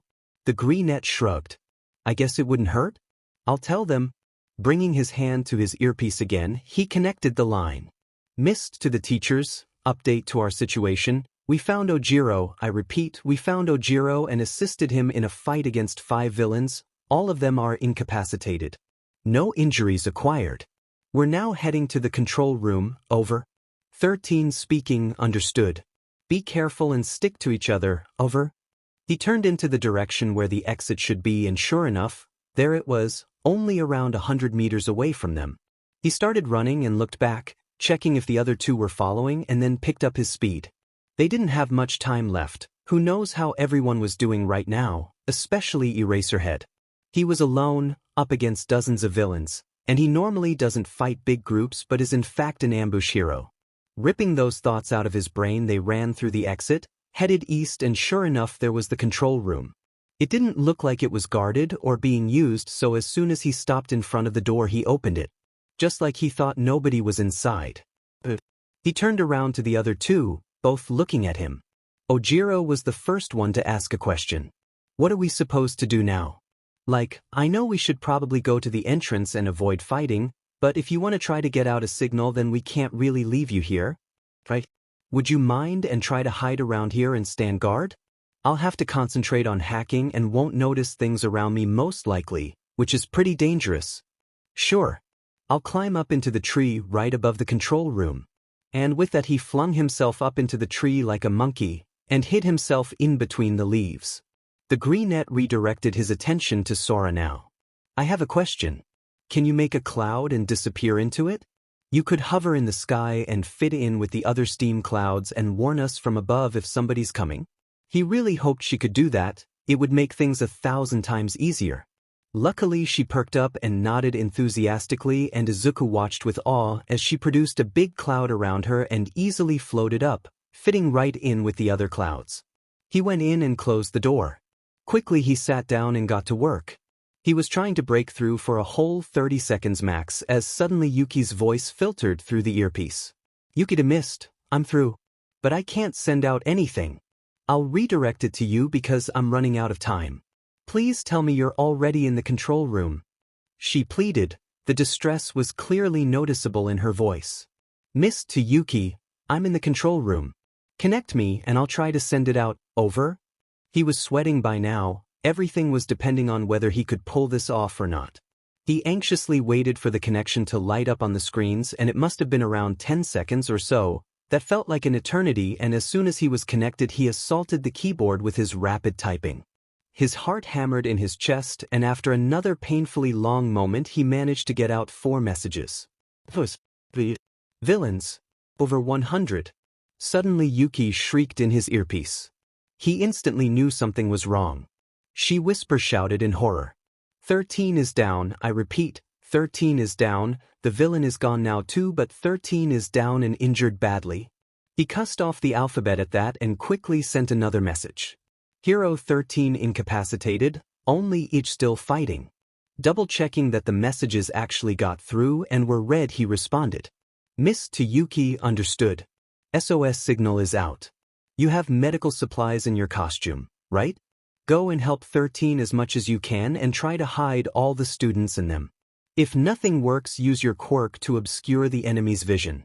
Checking the now again intact cameras, he found that the bushes were a pretty decent hiding spot. Go hide in the bushes on your right side. Nobody should notice you there. Understood, came the instant reply, and he could hear shuffling on the other side before the line went dead again. He pulled up the live feeds of the other zones in the plaza and decided that if he was here then he should at least try and help as much as he can. He was disappointed that the teachers didn't have the chance to distribute comms to the 1A students, so he could only watch over the ones where no 1H student was. Looking into the flood zone, he found Hatsume crouching in the bushes with a little purple boy and a green girl. The boy and the girl were both wearing a multitude of Hatsume's items. She probably gave them to them. They looked to have everything under control, so he switched to the ruin zone, where he knew Takeda was. When he saw Bakugu, he frowned a bit. Even though he couldn't hear what they're talking about, he knew that Bakugu was shouting at the redheads, not caring that they could be discovered. He jumped from camera to camera, checking the whole zone for any villains, and was relieved to find none that were in any condition to fight.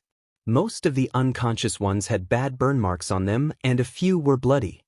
He knew that Takeda had used his quirk to incapacitate some of them too, due to a good bunch of them being restrained with bended chunks of metal wrapped around them. He started the line again. Mr. Takeda, can you hear me? Clear as day, what is it? The ruin zone is completely clear of any villains. Stay hidden and make your way to the entrance. Also, if Bakugu doesn't want to listen, tell him Eraserhead told you. He knew that the explosive blonde wouldn't want to take orders, but maybe if it comes from his teacher he'll listen? Understood, thanks. He watched as Takeda told them, and judging by Bakugu's reaction, he didn't hesitate to drop Eraser's name, and they made their way to the entrance. He saw 3 other students coming from the mountain zone and watched as Takeda's group and them joined together. Figuring they'd be okay, he switched to the landslide zone. He couldn't do much for them, but it looked like they had everything under control, judging by their teamwork and the number of villains laying on the ground. The last zone he checked was the downpour zone, and his eyes widened comically. The first thing he saw was a giant glacier encasing about 30 villains, and on the foot of it stood 3 students, one half encased in ice, the other looked a bit shy, and the third he almost missed because he perfectly fit in with the dark environment. Yeah, they'd be okay. It was time to call back Sora and Ojiro and tell them to get back to the entrance with him. Deciding it would be smart to inform their remaining teacher of the situation, he, yet again, spoke into the comms. Miss to Eraserhead, update to our situation. Fire zone is clear, no students there anymore. Same goes for the ruin dash, mountain and flood zone. Downpour zone's villains are incapacitated, students unharmed. Students with 13 unharmed, 13 is incapacitated. The only students still fighting are in the landslide zone, 3 people. Injured are Rock Boy, Takeda, Bakugu and 13. I'm not sure about the rest. We'll be making our way to the entrance now too. Over. Eraserhead speaking, understood, a grunt could be heard, careful. As he stepped out, Sora was already back down, having listened to the conversations. Ojiro probably noticed and plopped back down. You got through? He asked, hope lacing his voice. The support student smiled, only to realize he still had his mask on and instead straightened his back. Yeah, now we just need to head to the entrance undetected. That could prove to be difficult though, there's not much hiding space. Anyways, let's go. The other two nodded. Ojiro had a serious expression on his face and Sora's body was as tense as ever. As fast but still as cautiously as possible they went their way. They passed both the mountain and the landslide zone, and all three of them almost jumped out of their skin as they rounded a corner and nearly collided with 6 other students. They quickly introduced themselves as Yaoyorozu, Jiro, Kaminari, Sato, Siro, and Ishido. Kaminari was in kind of a dumb state, and Yaoyorozu was weak because of quirk exhaustion and Jiro was bleeding out of her ears. Izuku informed Eraser again of the development. All he got in response was a grunt on the other side. It was painfully obvious that he was nearing his limit. Just as he finished his update, Hatsume's voice cut through the earpieces. Hatsume speaking, me and Great Boy and Frog Girl have met half and half, Shy Boy, and Edgelord and are now on our way to the entrance. Frog Girl has a sprained shoulder and half has hypothermia, but other than that we're fine. Over. The further they went the more villains they had to evade and nobody of their group of 9 made a sound as they got near the plaza. They listened as a man in a black hoodie and black sweatpants with hands all over his body monologued about killing All Might with something he called Nomu, and that only he could control it, but none of them could actually see the thing because they were cowering behind a row of bushes and a boulder. He gushed about how it has regeneration, super speed and super strength on par with All Might's power and went on and on about it. All of them discreetly looked for some kind of hidden path around, but there seemed to be none other than open space and they couldn't really just waltz through like a bunch of models. So he took a deep breath, unsheathed one of his knives, and not listening to his companions he crawled through the bushes to the boulder and peeked over it. He took in a sharp breath and his eyes widened. The plaza's sides were full with villains knocked unconscious. If he had to guess, there were around 50 on the floor and 20 were still fighting against Eraser, who was significantly slower than when Izuku last saw him. He watched with awe as he wrapped 2 villains with his scarf and let them collide into each other, knocking both of them out, and not even a second later he was taking down another one. He forced himself to look away and his gaze swept all over the place, zeroing in on, is that Hatsume? She was hidden pretty well in the bushes and next to her were 5 other students he's never seen before. He narrowed his eyes and tried to see what she was doing. It looked like she was distributing her support items to the students and saying something to them. He just hopes she won't do anything stupid. He went down behind the boulder again and took out his gun. A plan formed in his head. Was it risky? Was it stupid and dangerous? Was it based on luck? Also yes. Will he do it despite the odds? Focus. The hand villain was monologuing again about how hero society is broken and that Eraser is really cool, and Izuku wasn't even listening to it anymore. He loaded his gun as quietly as he could. He prayed to every single deity out there that his plan would work and got ready. He waited for the perfect moment. He dashed in a mad sprint from the boulder onto plain view and skidded to a stop 10 meters away from the boulder behind the fountain. The students that were hiding with him all stared at him in horror and shock and waved at him to stop it and get back, but it was too late. He couldn't. Not without being seen. Honestly, it was a wonder how he remained unseen from any villain. All of them were focused on Eraser and the Hand Man. Hiding behind the water falling down from the fountain, but still being able to see and aim perfectly fine at the leader. He put his finger on the trigger. His hands were shaking like leaves and he had to hold his breath to be able to aim correctly. This needed to work on the first try or else he'd be as good as dead.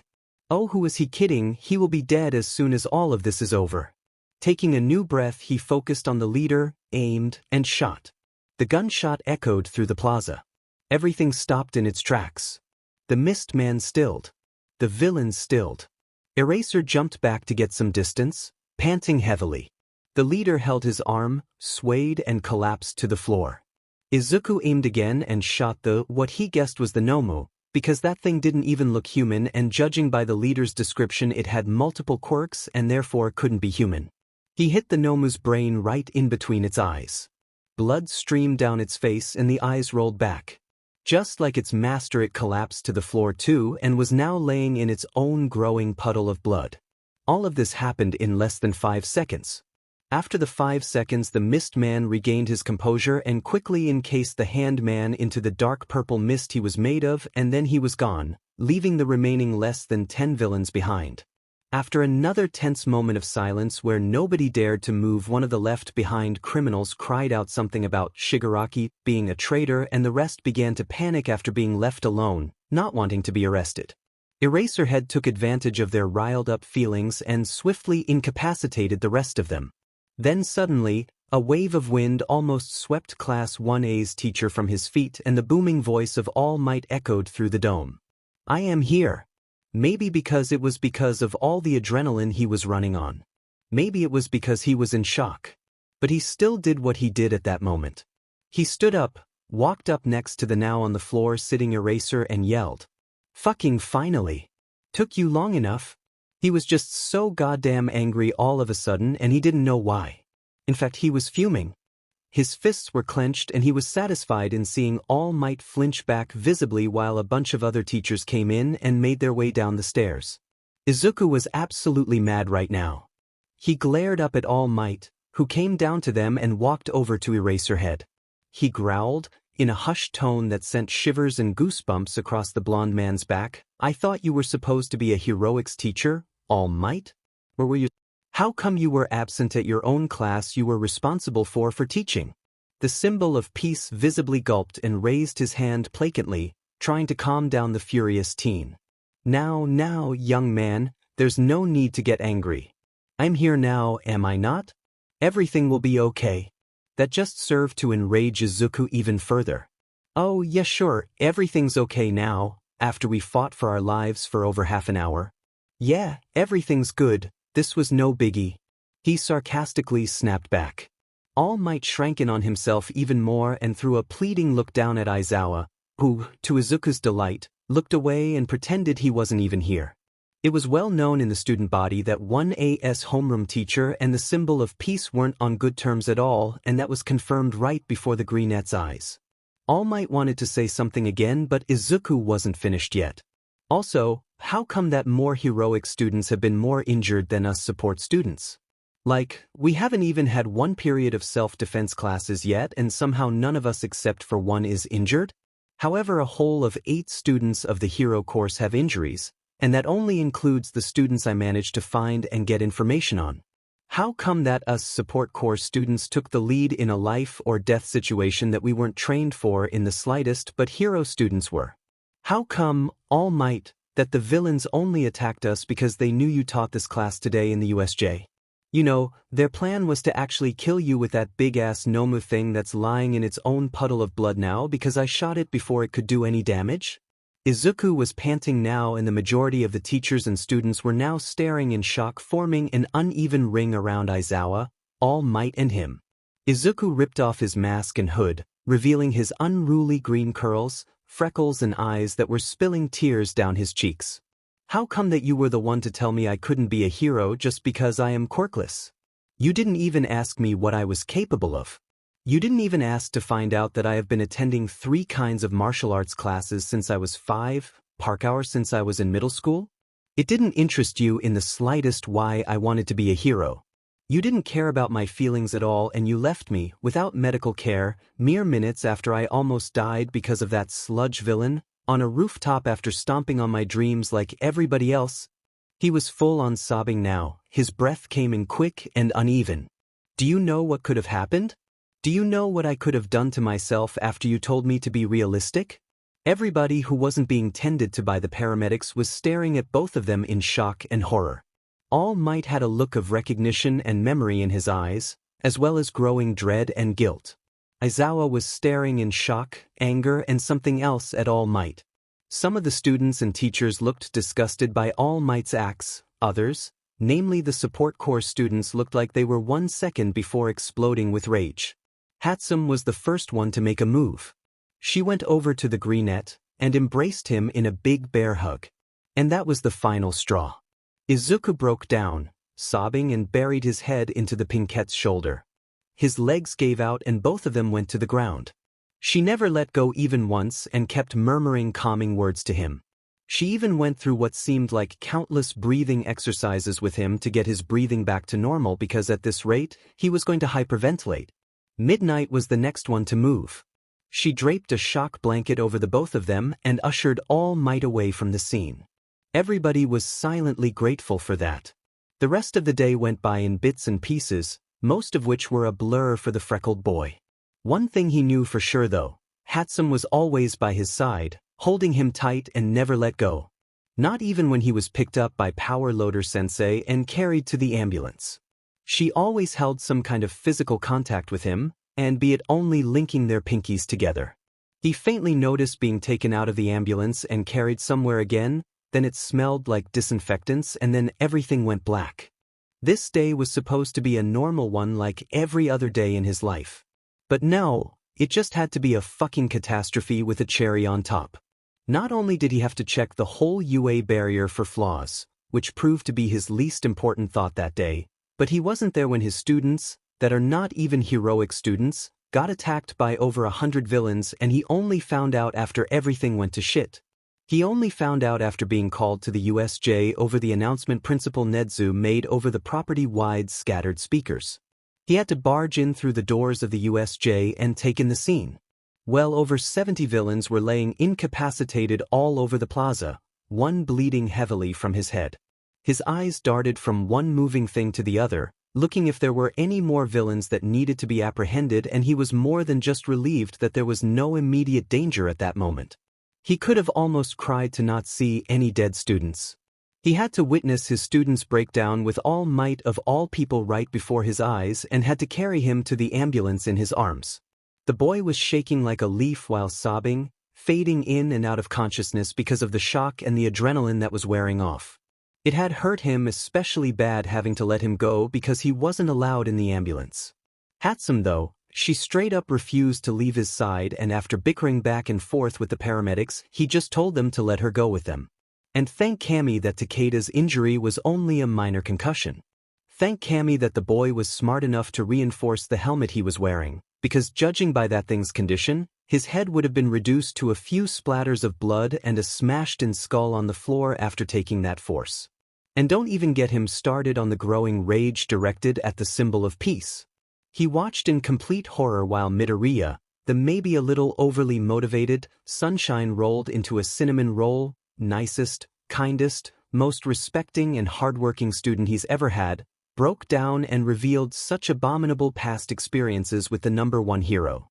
He had to listen to his student basically telling the world that he could have committed suicide because of All Might, after he stomped on his dreams right after a traumatizing villain attack where he almost died. And the thing is, he didn't even have to check if Midoriya was lying or not, because the amount of raw emotion his whole body, words and voice displayed were proof enough. Not even Nedzu was having his usual smile plastered on his face, only indicating that not even he could find any lies in the teenager's words. So now, after arresting all the 120 villains, making sure that all of his students were safe and being tended to, he was sitting in Recovery Girl's infirmary next to the bed the unconscious Midoriya was currently lying on with an 4 drip in his arm, waiting for him to wake up. The youthful heroine told him he'd wake up any time now, and just as he wanted to make a new plan on how to verbally scar All Might for the rest of his life, his student let out a breath and slowly opened his eyes. Majima waited for another few moments to let his student take in his surroundings, noticing the alarmed and tense expression he was wearing on his face, and then spoke up. "Hey, Midoriya." The teen rolled his head towards him and a look of recognition waved over his face, and he visibly relaxed into his pillows. With a croaky voice he responded, "Hello, Majima-sensei. Where are we?" Smiling a hopefully reassuring smile he answered, "We're at UA, in Recovery Girl's infirmary. You passed out because of the shock." The freckled boy, and oh Kami, he never realized how many there actually were, furrowed his eyebrows. Why was I in dashed? His eyes widened instantly and his breath hitched significantly. His gaze darted around the room so fast Majima almost couldn't make out the green of his eyes anymore, and the teen was now sitting up straight. "Oh my Kami, are the others okay? Where are they? Please tell me nobody's hurt too badly." Majima had expected that kind of reaction and already took Midoriya's shoulders and pushed him back down. Don't worry about them, they're fine. About where they are right now, we escorted the ones without injuries home and Takeda was discharged about an hour ago. He only has a slight concussion. Other than that, every single one of Class 1H is fine. Everything's okay now. Take a deep breath for me, please. Yeah, just like that, you're doing great. He guided him through the breathing exercise for about 2 minutes until the kid calmed down and leaned back into his stool. You okay now? You want to talk about what happened? The child, because that's what he is, a child, looked at him with a bewildered look on his face. Why was he so confused? He only asked him if he wanted to talk about it. What's so confusing about that? Before he could ask himself any more questions, though, a whisper shut up his thoughts abruptly. Why are you asking? I mean, you're a teacher? And oh, he was going to commit a homicide for this kid, wasn't he? Why wouldn't I want to know if you're okay and what happened? And what does me being a teacher have to do with anything? The questions were asked because of genuine curiosity and concern. However, he was not prepared for his student's answer. No teacher has ever asked me if I was okay, much less asked me for my opinion on something or my side of a story. So why do you care? That was said in such a broken, confused and vulnerable voice that his heart clenched. Midoriya, you're my student. It's my job to make sure you're okay and I literally get paid to interact with you. Also, I don't know what kind of teachers you've had up until now, but even if I wasn't a teacher, I can still show basic human decency and ask you if you're okay after a traumatizing event you went through. So, are you okay?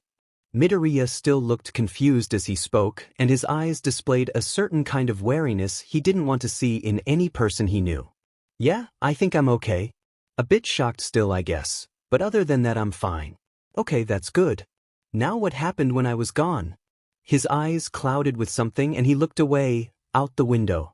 At first everything was normal. 13 was explaining everything and I wasn't really listening because they already explained everything to us support course students because we were there before the heroics course. So I was looking around the USJ and then I saw a black purplish swirl forming at the center of the plaza and told Aizawa-sensei about it while villains were stepping out of it. I guess the Mistman's quirk is some kind of teleportation or warp quirk. And then everything went to hell. He jumped down into battle and we couldn't do much because suddenly the mist villain appeared in front of us students and 13 and then everything went black. I opened my eyes again as I felt the air whoosh past me and get hotter and found out that I was falling from a few hundred meters into the fire zone. I was able to get down safely with my ODM gear and then Sora almost electrocuted me because she didn't recognize me at first because of the smoke. After I calmed her down because she was panicking, I remembered the comms 13 gave us 1H students and tried if we were connected or not. Thankfully we were and I informed everyone with a comm where Sora and I were and what our situation was. 13 ordered us to stay hidden and try to go to the entrance and avoid combat as much as possible, so we did. We crept our way through the fire zone and then stumbled upon Ojiro. 5 villains were ganging up on him and I jumped in to help him. The teachers was listening intently and he couldn't help it and Amos did a double take, interrupting him. You jumped in? Yeah. The first one was surprised and didn't see me coming, so I quickly tasked him with my bow staff. I kind of served as a distraction then and Ojiro managed to knock another one out right after. Then the other 3 were charging at me and I knocked out another one by jumping up and ramming my bow staff into his neck, electrocuting them too, and I kicked another one in the face. That one, however, only stumbled back a bit and drew a baseball bat out and got ready to hit me in the head, but I managed to dodge, extract the blades on the ends of my staff and cut him across his torso. He still wasn't incapacitated, so I used his off-balance state, took out my pocket taser because it's stronger than the one in the staff and tasered him until he was out cold. I turned around and saw that the last villain was also knocked out and Ojiro was staring at me for some reason. We teamed up, informed the teachers that we found Ojiro, and after contacting Yuki to ask if she was hacking through the jamming, we went to the control room. Ojiro and Sora stood guard and I managed to get out 4 messages, and when Yuki informed us that 13 was down, I sent out that information too. Then I figured I couldn't really help much, so I checked all of the zones and informed every zone with a 1H student in it how to get to the entrance, and after that we got to the entrance ourselves. Majima had to interrupt him again. So you not only were dropped to fall to your death and somehow survived that, you ran into villains, engaged in combat, actually succeeded and more or less took on the role of an informer and organizer. Think it. So what happened after? The student seemed to ignore his wonder for the moment and carried on. Well, then we almost had a heart attack because as we turned around a corner we ran into 6 students from 1A. I think their names were Yayarozu, Jiro, Kaminari, Sato, Siro and Ishido.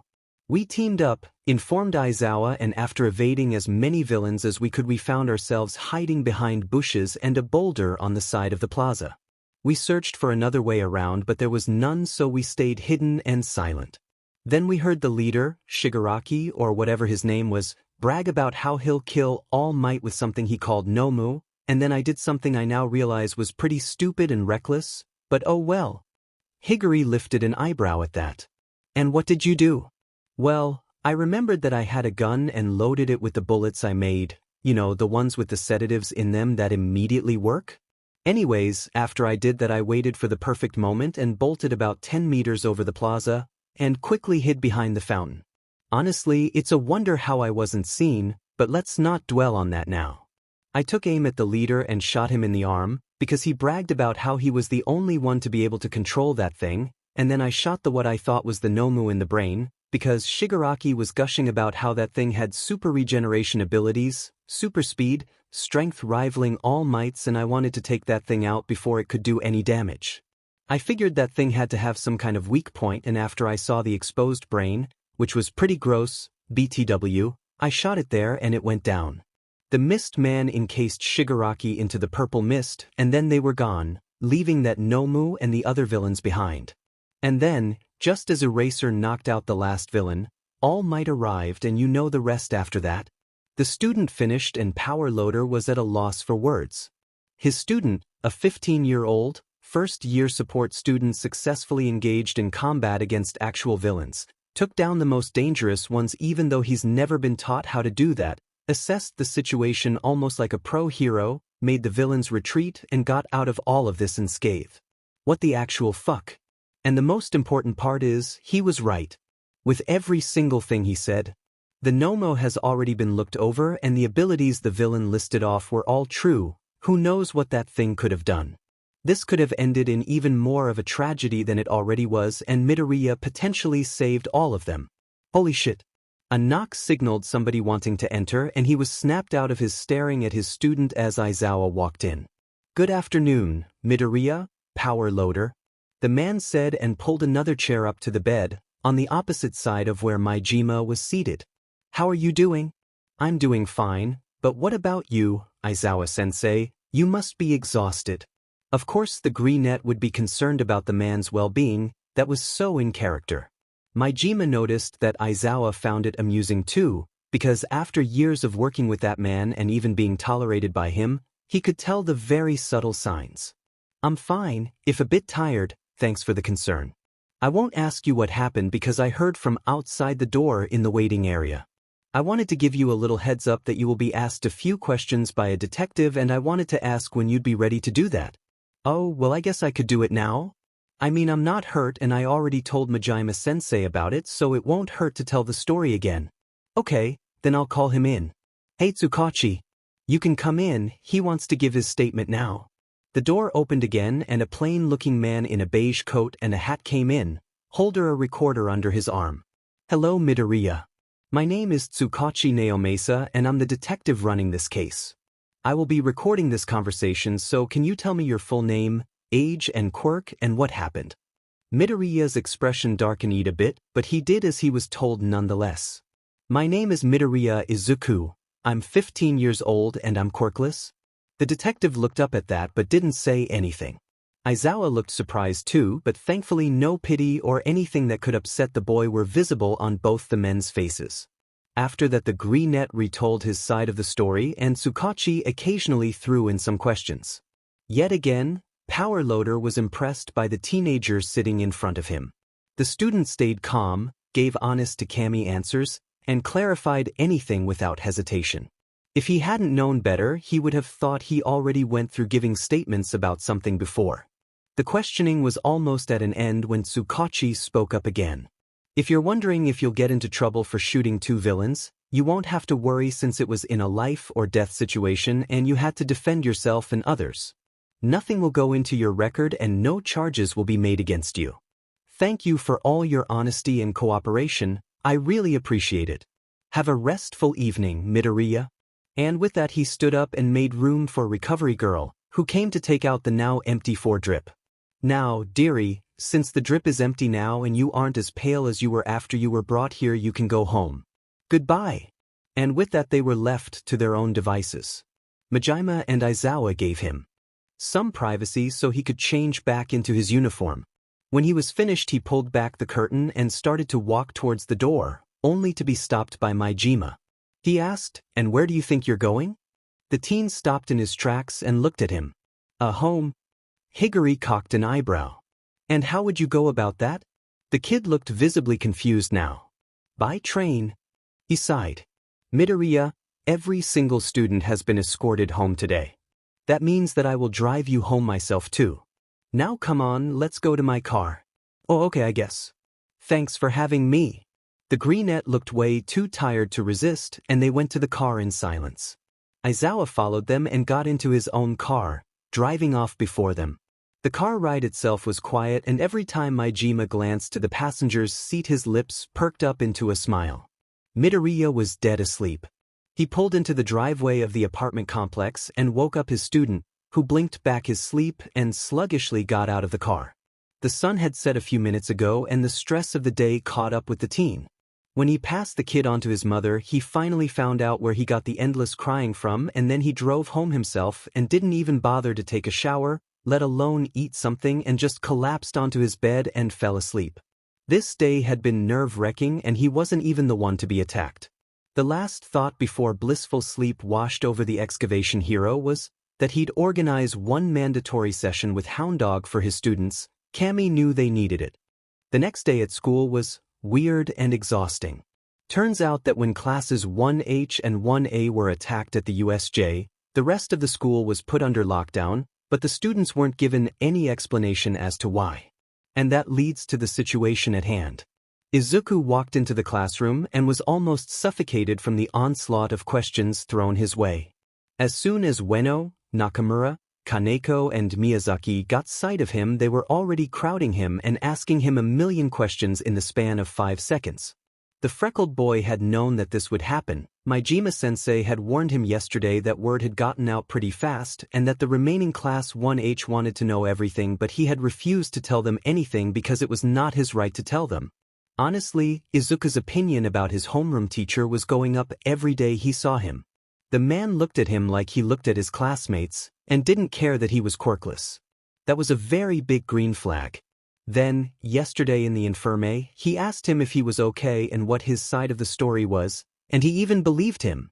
That had never happened in all of his life. So, Izuku decided that maybe, to a certain degree, Majima-sensei could be trusted. Not blindly trusted, he was still a teacher after all, but he could trust him at least a little bit. But right now he kind of wished the teacher had explained the situation to his classmates because he absolutely hated being bombarded with so many questions at once and they were way too close. Like, way into his personal space, and he didn't know how to tell them to back off without hurting their feelings. Every time he took a step back they took one forward, he took one to the side, they took one to the same side. It was overwhelming and he could feel his breathing start to pick up pace. People crowding him had never ended well. In middle school he would undoubtedly been beat up by the end of it. He would be lying in the back alleyway behind his school and bruises would be forming on his back, arms, stomach, literally everywhere where bruises could be hidden with clothes easily. Realistically he knew that he was in UA right now and that his classmates were worried about him, but he didn't see their faces at the moment.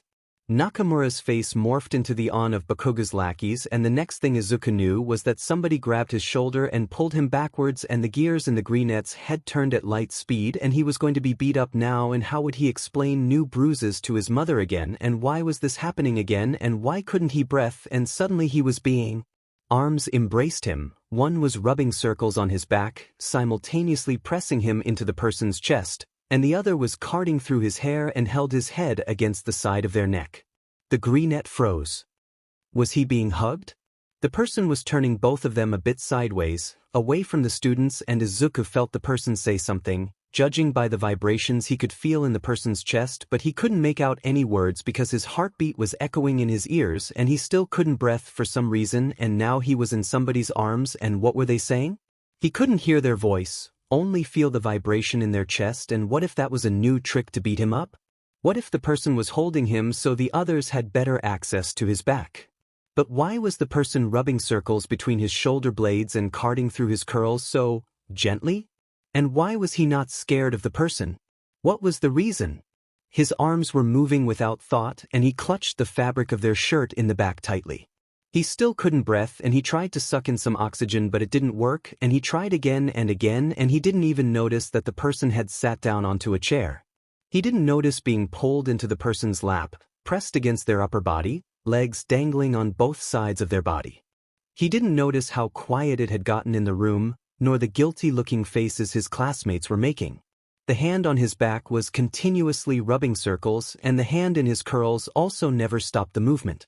The vibrations in the person's chest also never seemed to go away. He could feel their heart beat at a steady pace, and theirs and his own clashed in two very different rhythms. The person's was slow, steady, and calm. His own was wild, hitting against his ribs. His whole body was trembling and shaking at every attempt of sucking in a breath. He needed to take a breath, but it wasn't working.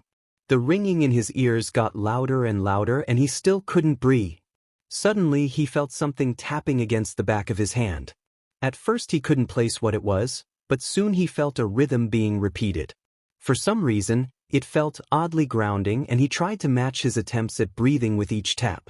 The person rubbing his back was still doing so and also matched the rhythm now, making it a bit easier for Izuku to follow. He focused all his attention on the taps. He tried to ignore the ringing in his ears and his heart pounding in his head. Slowly, ever so slowly, he managed to get in a breath.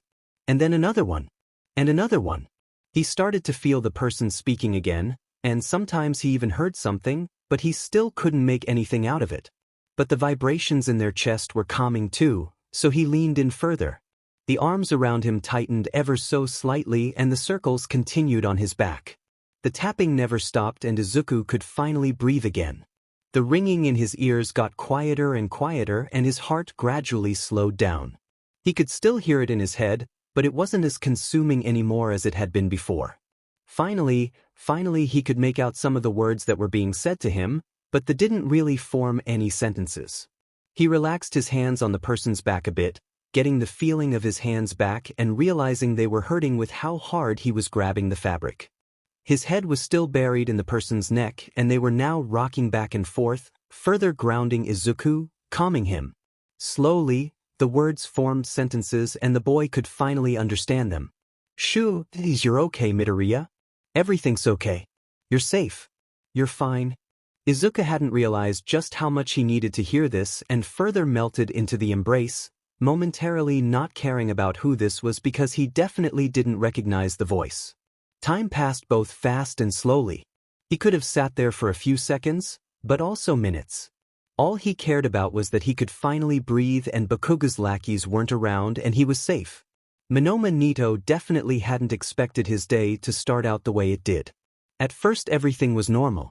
He got up in the morning, got ready, got to school by bus, went into the school. Nothing was different. He put his school bag into his classroom, 1B, and the only thing that was different was that yesterday in heroics, he tore his costume and wanted to get it fixed by the support course. So he made his way to the support course and somehow ended up having a 1H student with the wildest and greenest curly hair he had ever seen in the middle of a bad panic attack on his lap. He figured he reacted that way, and with that way he means overly protective, because he himself suffers from panic attacks from time to time, and seeing 4 students bombarding him with questions about something and the boy trying to get away but couldn't, and then seeing the panicked green eyes blown wide and noticing his chest fall and rise at a rapid pace, he stopped thinking and did what his instincts told him to. He grabbed the boy as gently as possible at the shoulder, noticing the way he stiffened at the physical contact immediately, and pulled him to the side into a protective hug. The boy was about 10 centimeters shorter than he was, so he guessed about 160 centimeters, and after a few seconds of being frozen in place, he clumsily weaseled his arms around Nito's waist, and that had him a bit startled, since he never gets hugs returned, and clutched on tightly to his shirt. The boy was trembling violently and sucking in, or trying to suck in breaths but seemed to fail. At this rate, he was going to hyperventilate, so he started rubbing soothing circles on his back and carding through the tangled curls. After around 2 minutes, he stopped talking to the boy and addressed one of the classmates, asking for a chair to sit down on, and they hurriedly complied, very guilty looks on their faces. One even asked if he should use his quirk, one that lets someone fall asleep after hearing his voice, but for some reason, Nito declined. The greenette was still nowhere near out of the panic attack, but Nito knew that it wasn't a pleasant feeling falling asleep in the middle of one. At some point, several minutes later, Class 1H's homeroom teacher, Power Loader, came into the room and stopped in his tracks in the doorway, took in the scene and promptly asked the nearest student what had happened. While trying to calm the boy on his lap down, humming soothing words in his ear, he listened in on the explanation. Turns out the 4 that were bombarding him with questions disrespected his personal space and he started to panic. They think he had a flashback or something because suddenly he looked really out of it and looked at one of them, Nakamura, like he was someone else, and then Nito came and took the lead. Power Loader took a deep breath and promised that they would talk about that later. Everybody should leave the room now and wait outside in the hallway. Only after every student had left the room did Nito notice the principal and a homeless, tired-looking man with a bandage right under his eye on his cheek standing in the doorway as well. The man looked at Power Loader for a moment in the eyes, and it seemed like they had a conversation through their eyes and then both nodded.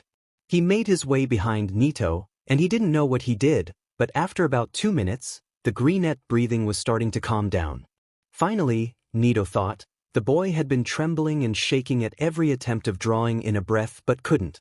Turns out the hobo was Class 1A's homeroom teacher, Aizawa, and wanted to thank one half of Class 1H for being so brave yesterday when the villains attacked the USJ. Aizawa-sensei asked the blonde what happened, and after giving a short and to-the-point description, Nito went back to soothing Midoriya. He found out when the students of 1H were being questioned and that name fell more than once. After a solid 40 minutes after he arrived, Midoriya was sitting, almost laying on top of him, completely relaxed, and judging by the even breaths, the boy must have fallen asleep after all.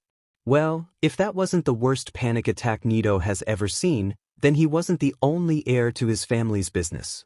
And he was, judging by the fact that he was a legacy child. Classes had started 15 minutes ago and Vlad King-sensei must be wondering where he was by now. Oh well, something happened and he got occupied. Power Loader Sensei then took Midoriya carefully from him and went to the back of the class, where, surprisingly, there was a couch. After putting the now sleeping teen onto the couch and noticing Nito's confused expression, the man simply shrugged. It's like this every year, almost like a tradition. Every single support class builds themselves a corner to relax, and honestly, it's a good idea. So I just let them do their thing. Aizawa-sensei hadn't said a thing at that, and almost seemed like he knew about that little detail already, and suddenly the principal spoke up from right next to the blonde, and he almost jumped out of his skin because at how near the stoat was. Well, then, I reckon that this is perhaps not the best time to be in here. Majima-san, I expect you to take care of Midoriya-kun, and educate the remaining class about personal boundaries. Aizawa-san, please go back to your class. I'm sure they look forward to seeing you instead of Yamada-san. He tends to be a bit more energetic than strictly necessary in the mornings, and from what I have gathered, most of your class definitely are not morning people. The stoat then turned to him. And what would your name be?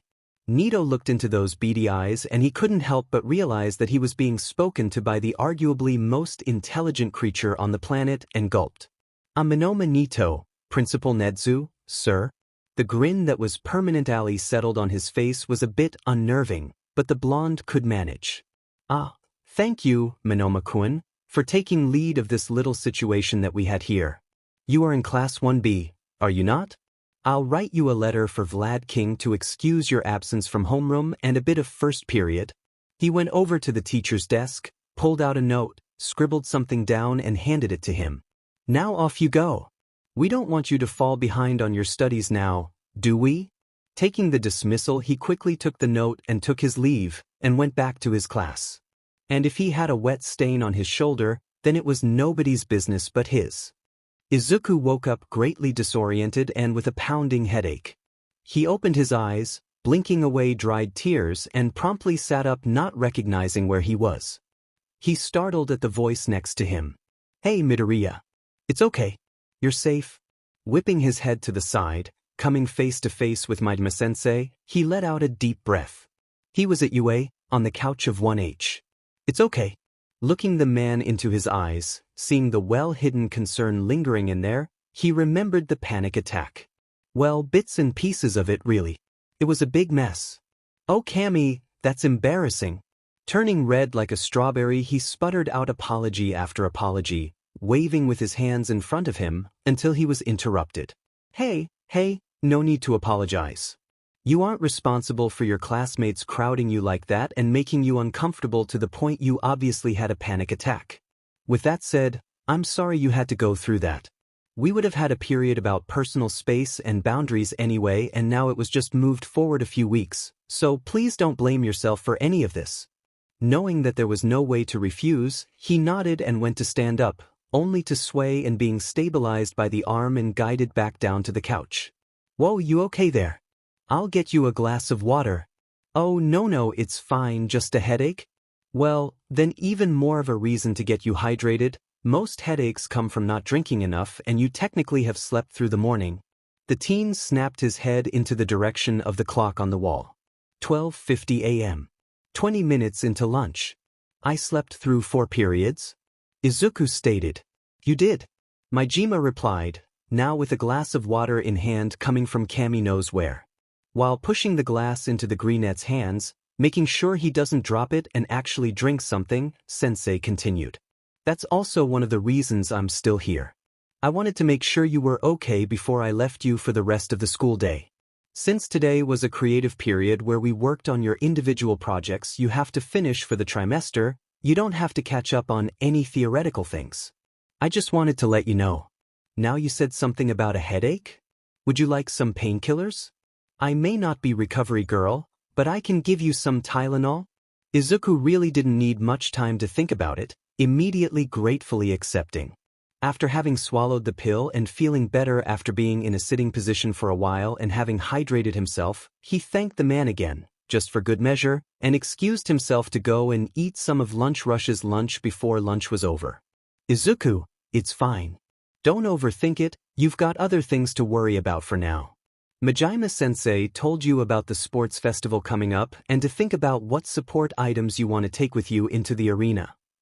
Very much ignoring the sheer amount of embarrassment of having slept through the first 4 periods of the day and shoving those thoughts to the back of his head to worry about back at home in his bed, he lost himself into his musings about what weapons to build, to upgrade, run by power loader for confirmation, etc. So he definitely didn't notice the blonde-haired student coming his way and pausing momentarily, and then making his way over to him. The only thing that snaps him out of it was him almost running into the other.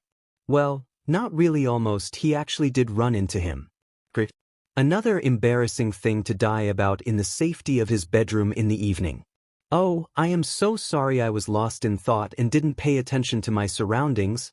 Both of them stepped back a bit, the taller teen still steadying Izuku at his shoulders. Oh, don't worry about it. Anyways, are you okay? You were kinda out of it this morning. He trailed off and retracted his hand to sheepishly rub his neck, averting his eyes. You know about that? Sorry, I'm fine now. How do you know about that? Did someone of his class tell somebody about that? Oh come on, I don't need rumors to spread about me again. Ah, that's because I was there when you had that nasty panic attack and I kinda, calmed you down? I suffer from those too and I knew what to do against them, so I figured I should help since I'm a future hero. Finally looking up into his eyes, which he noted were a silvery periwinkle color and the pupils themselves were white. Then the last part registered in his brain. You're a hero course student? Oh my Cammy, then you must be someone from 1B, right? Because I didn't see you at the USJ when the villains attacked? Is Vlad King a good teacher? He's a good hero from what I know about him. Ooh, are you even a first year? You're pretty tall. Like about 10 centimeters taller than me, but that's not really that hard to accomplish since I am below average speaking about height dash. Oh, I am so sorry about that. I was mumbling again, wasn't I? He slapped a hand over his mouth and looked at his shoes, ears glowing red in embarrassment. And the fact that he started laughing didn't make him feel any better either. Bah, yeah, you're right, I'm in 1B, the superior class to 1A, obviously. And yeah, Vlad-sensei is a pretty good teacher. I don't really know about how he does anything as a hero, but yeah. And about my height, I'm 170 centimeters tall. Were those all your questions, or did I miss something? Izuku was now staring at him with wide eyes and mouth agape. Holy hell, what's with the students at UA? How come most here understand my mumbling and even answer all my questions? What? I'll take that as a no then. I'm Minoma Nito. What's your name? Pulling himself out of his thoughts and shaking his head to clear his absolute clusterfuck of a brain, he replied, bowing slightly. I'm Midoriya Izuku. It's nice to officially meet you. Thanks for helping me today, and answering all of my nonsense questions. A hand grabbed his shoulder again, and Izuku finally remembered the feeling from the morning, recognizing it. Minoma's hand was very gentle. Like, he had bigger hands than Izuku, but they looked really soft and felt really soft too. He was pushed to stand straight again, and the blonde regarded him for a second, before sighing. Please, don't worry about it, Midoriya. Anybody would have done that. Anyways, you wanna come eat lunch with me? I did some homework up until now and kinda avoided the long-ass line in front of lunch rush, but now it should be a bit shorter than half an hour ago. Smiling brightly, because could he have made a new friend right now? He nodded and they made their way to the cafeteria. The first 3 hallways they walked through in a kinda awkward silence, and after turning around another corner, Izuku finally burst with curiosity and asked the question that was lying on the tip of his tongue since they started walking. So what's your quirk? Minoma seemed to straighten up at that question and proudly began explaining it. Turns out his quirk was named Copy. He could copy 4 quirks of other people except for mutation types for up to 10 minutes at the moment, and was working on increasing both numbers. In order to acquire the quirks, he had to touch the person. It didn't matter if the contact was through clothes or not, as long as the clothes were skin tight. When they finally arrived in the cafeteria, Izuku desperately wished for one of his notebooks and internally cursed himself that he forgot to bring it with him today. He'd just have to remember it until he got home. Minoma had been right. After 30 minutes into lunch, the line was only 4 people long, and before he knew it, they were sitting in a secluded area in a corner of the cafeteria and munching on their food. Minoma had something French on his tray, which Izuku didn't really know what it was called, and he had a few onigiri, sushi, and mochi on his plate. So, Minoma, you excited for the sports festival? The ash-blonde teenager put down his fork and knife, now finished with his meal. Yeah, and Class 1B is so gonna be better than 1A.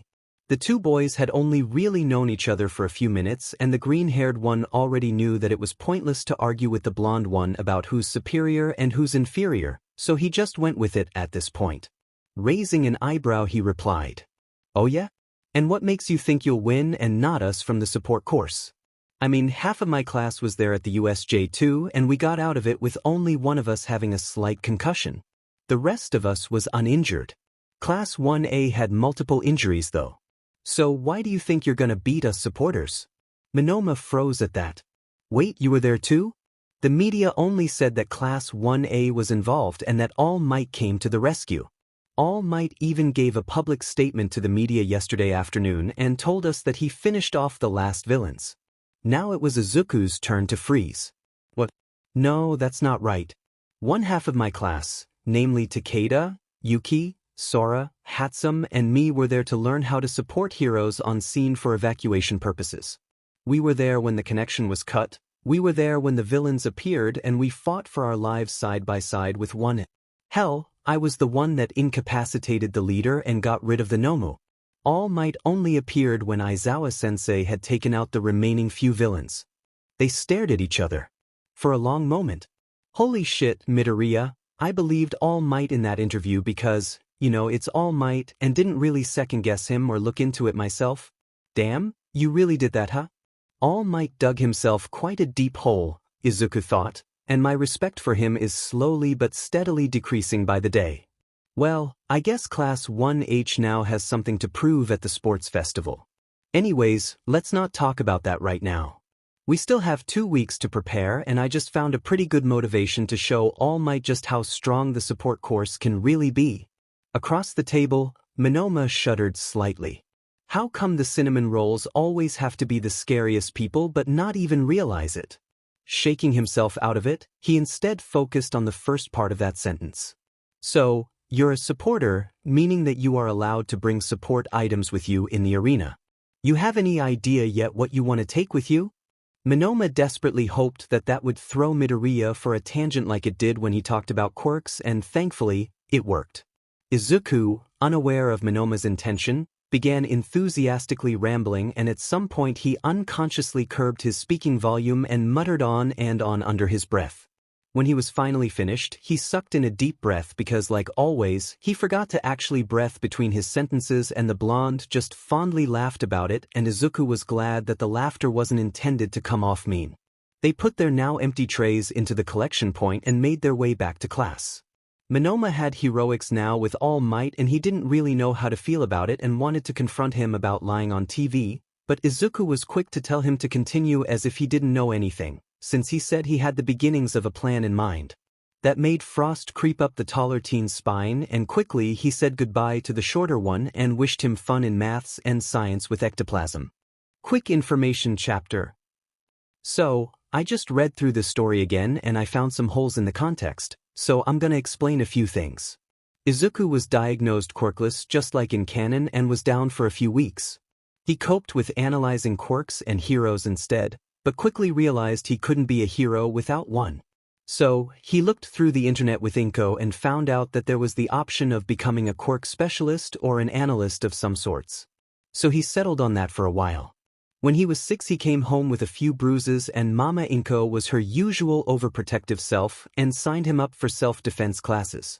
He really liked them. At 7 he signed up for Kung Fu, karate, and after him not liking karate, he tried out Taekwondo, and up until today he still goes every weekend to Kung Fu and Taekwondo. He started parkour in middle school, helped a lot with running from bullies. At 8 he finds a new passion in building things, and gets his supplies from Dagoba Beach. At 9 he modified his phone, built himself earbuds, etc. If you haven't noticed yet, Izuku was greatly discriminated against all his life, especially badly in middle school, where none of his teachers ever gave him a better grade than average at most, even though he deserved the best. When Izuku shot Shigaraki, the villain didn't get a chance to see Izuku, but Kurogyari did. I didn't write that because Izuku didn't notice that he was seen, because he only cared that he still had to shoot the Nomu. I also wrote that chapter from Izuku's point of view, so there's that. But Kurogyari only saw his mask, which covered his whole face, and his telltale green hair was under his hood. The overall color of his outfit is camouflage-based, with some highlighted green embroidery. When Izuku verbally assaults All Might, Bakugo is being attended to by the medics because he has a nasty slash his thigh. That's why he doesn't lash out at Izuku after the greenette pulls off his mask and reveals himself. Since YK, he isn't there to actually see him. Monoma did listen in to the explanation the 1H kids gave about why Izuku had a panic attack, but he was too focused on calming Izuku down to actually register the reason Aizawa was there, to praise the half of the class for being so brave at the USJ and to apologize. That's why he blindly believed All Might that only Class 1A was there, and nobody else. So yeah, I think that was it with that for now. Someone in the future I might draw Izuku's costume, but maybe I won't, because I still have a shitload of tests to do. Stay safe, my loves. Tamura Shigaraki woke up excruciatingly slowly, all for one thought to himself. When Kurogyari warped the both of them back to the bar, more specifically, directly in front of him to take a look at whatever it was that was in his successor's system that took him out of commission in mere moments, he was concerned. And after using one of his many quirks to identify just which drug that was and came up with 0 registered results, he was a bit interested. Kurogyari. The loyal warp villain was with him not a second later. Yes, sensei? Do you know who shot Tamura? His subordinate didn't hesitate in reply, honest and to the point, straight-out answers, in a neutral tone. I could not get a good look on the shooter, but I am fairly certain it must have been a student. They were wearing a full face mask, maybe with some technology incorporated.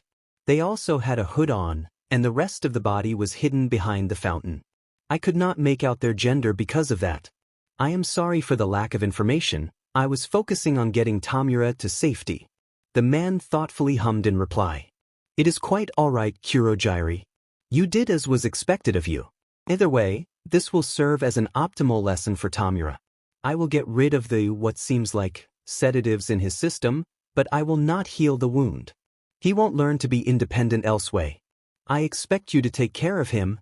And with that, he cradled the light-haired man-child onto his lap, taking his head and pressing the forehead against his own, activating one of his quirks.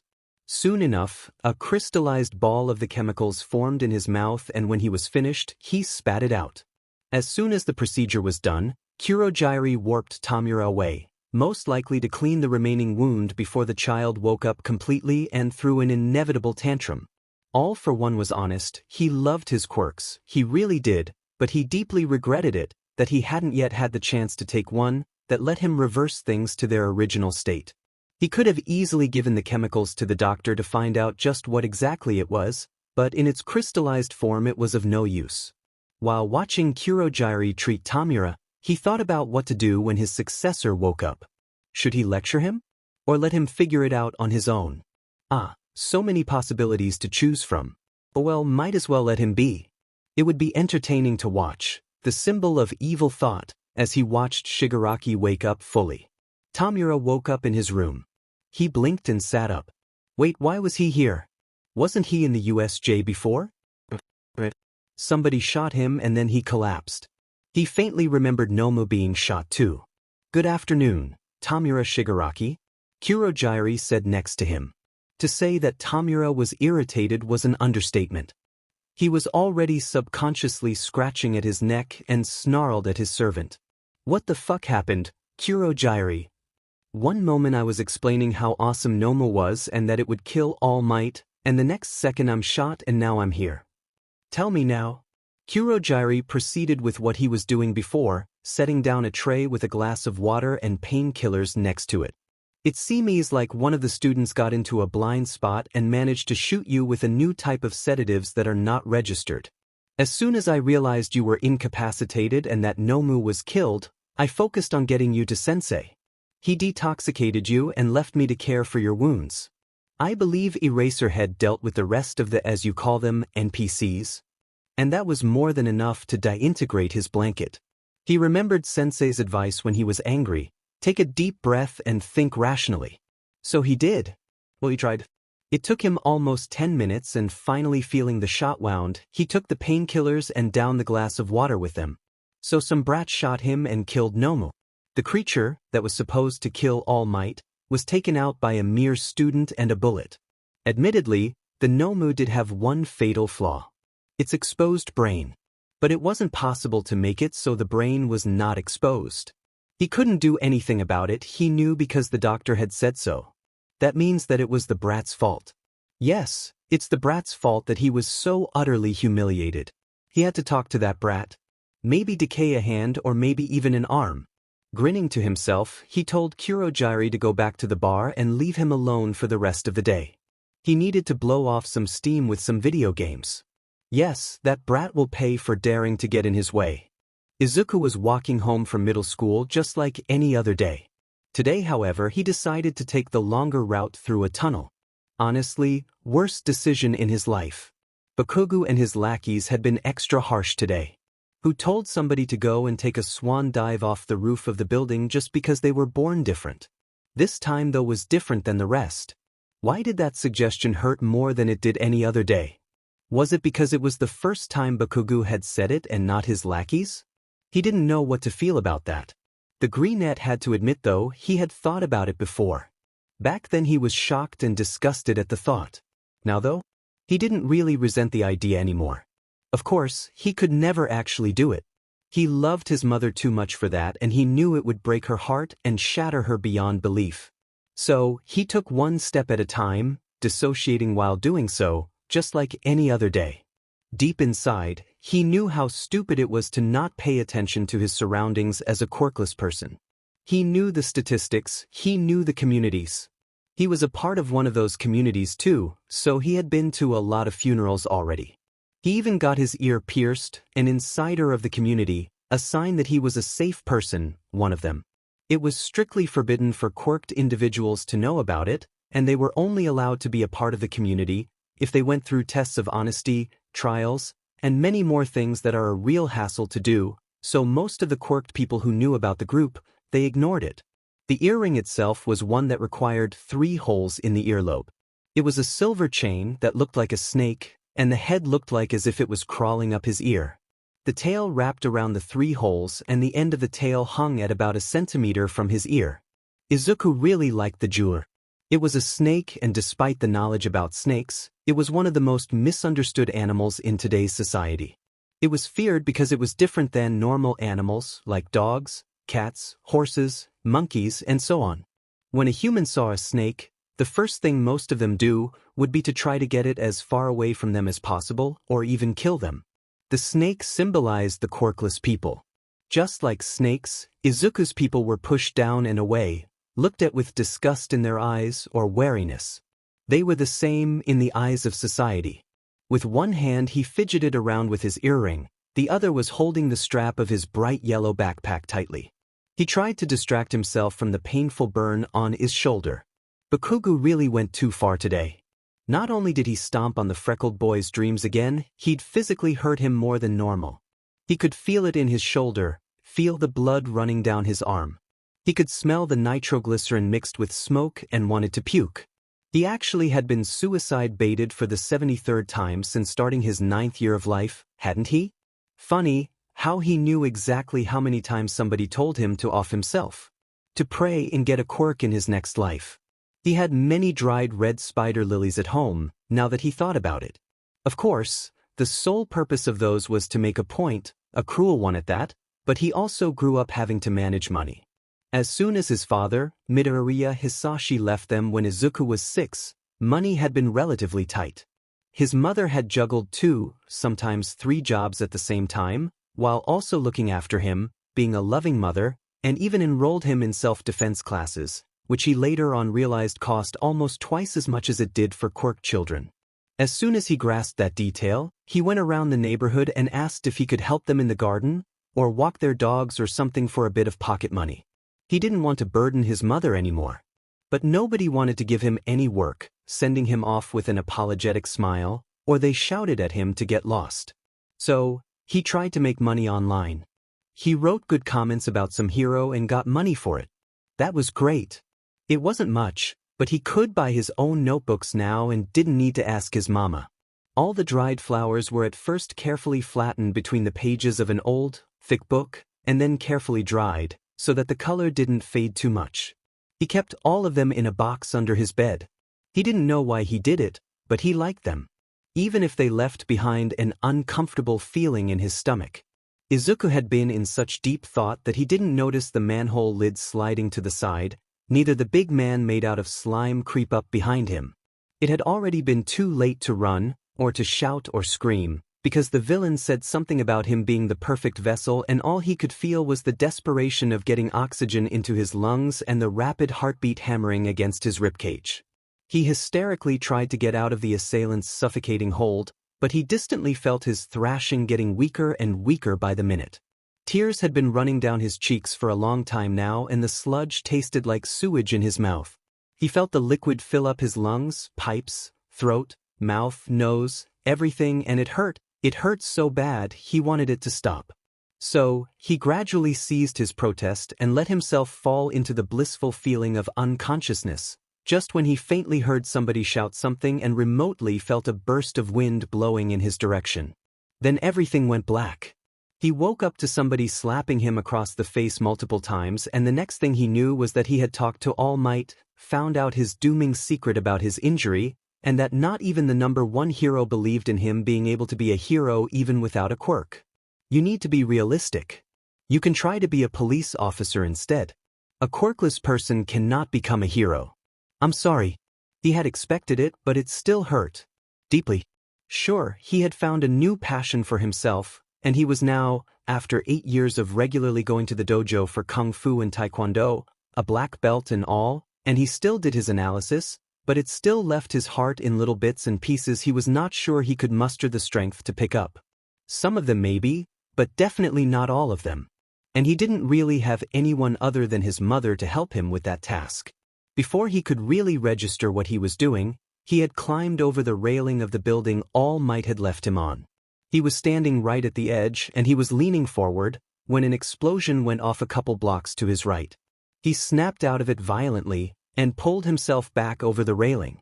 He unceremoniously dumped himself on the floor and took a few deep, shuddering breaths. He was shaking like a leaf and fat tears dropped down in his lap. Deciding that he could have a mental breakdown later at home, in the privacy of his room, he started going home. His feet, however, pulled him into the direction from the explosion from before, and then, yet again, he didn't think about what he was doing and just did what his instincts told him. At first, the heroes on the scene were praising him for his heroic behavior, but as soon as they found out he was quirkless, the praises turned into angry shouts of disapproval, and one of them even told him to stop putting others in unnecessary danger. Well, back to being the one at fault again. For something he didn't do. Swallowing down his own feelings, he got up from the floor, bowed and muttered a quick apology and made his way back home. Nobody got in his way as he did so. In some other universe, Bakugo would have ran after him and told him that he didn't need his help, or All Might searched him out and offered him something, but not in this universe. In this universe, he simply went home, occasionally coughing up remnants of the sludge villain from his lungs onto the sidewalk. Izuku woke up, sweat running down his forehead. He'd had that damned nightmare again. Groaning, he turned, looking at his alarm. 4:37 a.m. If there was anything the Greenette hated more than waking up because of his crippling insomnia, he still had to discover it. Begrudgingly knowing that he would definitely not be going back to sleep anytime soon, he turned on his phone and mindlessly scrolled through a few hero forums and some transcripts from discussions about a new quirk theory going around. The theory itself was based on how one day all the people with villainous quirks would gather and want revenge, and one comment stood out to him. It talked about something like it didn't matter if they stood up for their rights, they would just be overruled anyways, just like the quirkless people were. Insomnicat 027 was right, and Izuku sent them a comment about how he agreed with them, and if they were interested, he'd always try to reply as soon as possible. Leaving it at that, he made his way down to the kitchen and made himself a mug of slightly stronger than usual coffee. He pulled up the recorded version from Put Your Hands Up radio, and listened to his English teacher talk about the world and simultaneously about nothing at all, and his mood had significantly improved just in time for his mother to wake up to a healthy and nutritious breakfast waiting for her on the table. When he was finished and said his goodbyes to his mother, he went out the door and headed to the train station. Today would finally be a hopefully normal day again, after all that happened the last 2 days.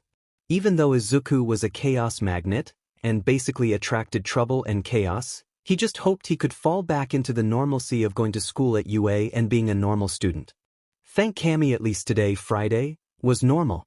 Well, as normal as can be. Nakamura and the others apologized to him, and Izuku still wasn't used to being the one others apologized to and not the other way around. One good thing came out of the whole USJ incident. He had something to do again in the practical lessons, fine-tuning his ODM gear. And, since he was still a bit stiff from sleeping on the couch yesterday in class, he decided to check out the free gym on UA campus. After saying bye to his friends, he told Maijima-sensei that he would use it for a few hours and then went on his way, a pair of black shorts and a white tank top in one hand and the other clutching his backpack. He went by the general department tract of the school, as well as the marketing department, the business department, design department and the management department, and yet again wondered just how freaking huge this place was. It took him a good 15 minutes to get to the gyms and went into the gym's locker to change after he swiped his UA student ID. Izuku had expected to find unusually many different kinds of equipment. He really did. But this was a sports person's dreams come true. The walls were equipped with many different things to climb on, such as a rock climbing wall, poles, ropes, anything one could think of. There was a secluded area for swinging and training agility in the sky. Slidey on the side were mats for martial arts training, and right next to that were punching bags and wooden boards to kick through, Then of course everywhere was normal gym equipment one could find in an everyday gym, and in every corner stood an automat with protein products and bottles of many different kinds of fluids to drink. About 20 other students from all years from the support course were training on their own, each having headphones or earbuds on their heads or in their ears. A slightly muffled line of curse words got his attention and he looked over to the air agility area. A purple-haired boy was tangled in some kind of fabric and seemed to be stuck, and not even a second later, Aizawa-sensei dropped down as gracefully as a cat next to him. The greenette watched them for a few more seconds and decided to start with his own workout. He put in his own, self-built earphones, and fixed them onto his ears so they wouldn't fall out under any circumstances and went over next to Aizawa and Purple Boy on the mats, beginning his stretching routine. Damn, he really was stiff. Setting on his stretching playlist, he started off slow and steady, and increased the difficulty of his stretches after each song. After 5 short songs, he slowly went into the splits, then into the side splits, not noticing Aizawa watching him subtly from the corners of the teacher's eyes. After around 15 minutes of stretching, he got up and went to grab his boxing bandages, wrapping them around his hands to support them. He started out slow and steady again, going through his usual routine of a mix between taekwondo and kung fu. At first, he did all the various punches he had ingrained in his muscle memory. After that there were the kicks. He'd always preferred the kicks rather than the punches. He didn't really like punching people. After another 10 or so minutes switching in a rhythm of 1 minute only doing punches and 1 minute only doing kicks, he switched his playlist to a more aggressive one and started to go in with a mix of both. By now sweat was running down his neck and forehead, but he didn't stop. His torso was aching with every move he made, his arms and shoulders were protesting too. His legs started to feel like fire and he was sure a trail of sweat could be seen on his back between his shoulder blades, running down his spine. Figuring this was enough of the mix between the two martial arts kinds, he hit his favorite kung fu playlist and started every move he learned in a chronological order on the mats right next to the punching bags. It took him yet again 10 minutes for all 3 of his sets, and at the end of it, he was panting heavily. Curse his lazy ass for not training since the start of UA. Sure, he was a bit occupied with studying and the whole USJ fiasco, but he could have at least gone on the weekend. Making a mental note to go to UA's gym more often during the week, he went over to the vending machines and bought a thirst-canceling protein shake. Downing half of it, he set it down next to his backpack and towel and got ready for his taekwondo set. This one stung badly. His legs had already been tired from before the kung fu workout, and now he was almost only focusing on them. The boy near assaulted the equipment now, accelerated breaths sucking in oxygen and pushing out carbon dioxide, grunts periodically escaping his mouth. Izuku was completely in the void and he loved it. The void only happened when he was so focused on training that he forgot about all of his surroundings, and he stopped thinking, only pushing himself harder and harder, kicking harder and harder, and with quickly increasing speed, faster and faster. As finally his playlist for that set was over, he plopped down on the mat and draped his towel over his shoulders. The unruly green curls were sticking against his forehead now, just like the hair on the back of his neck was drenched in sweat. He quickly calculated how much time he had trained by adding the playlists together, and it resulted in 1.5 hours of pure high-intensity martial arts. He absently reached over to grab his protein shake, chugged down another quarter of it, and got up to do his cool-down stretches, figuring he could focus on weapon training tomorrow at the dojo and maybe on Monday after school. Now it was far easier to bend himself than it was now 2 hours ago, and listening to his cool-down playlist, he deep-stretched every body part in the manner he had learned at the classes in the dojo. That took him 10 minutes again and he was finally finished. Every single part of him was protesting against any kind of micro-movement he did, and he knew he would have sore muscles tomorrow, but he was proud of himself. Sure, he was on the thinner side and most people underestimated him gravely, but he couldn't care less.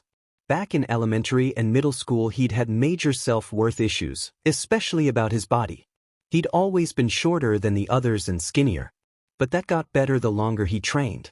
His self-esteem also got better the more he learned to defend himself. The little genius would still subconsciously make himself smaller every time Bakuga bullied him, but with everyone else he managed to keep his head up. Cleaning away the sweat stains with the already provided disinfectant and putting his tank top back on, he'd felt restricted while training and threw it to the side, figuring somebody would tell him if he was distracting them or if they were bothered by it. He went to grab his backpack and the rest of his shake, downing the rest and disposed of it at the nearest trash can. Before he could go to the locker room, however, he felt a hand gripping his arm, stopping him from entering. He turned around and was now holding eye contact with the kid with purple hair from before, the one that was training with Aizawa-sensei. He had the deepest purple eyes Izuku had ever seen, and the white pupils kinda reminded him of Monoma's. Quickly clipping off his earbuds and stopping the music, he turned to completely give him his attention. Anything else would be plain rude. "Hi. Can I help you? Yeah. Would you mind not telling anyone that I'm training with Aizawa-sensei?" Only now did Izuku notice the ridiculously dark eye bags under his eyes. "Oh, yeah, sure, I don't mind. Is everybody else in this gym aware of that?" The teen seemed to relax a bit now.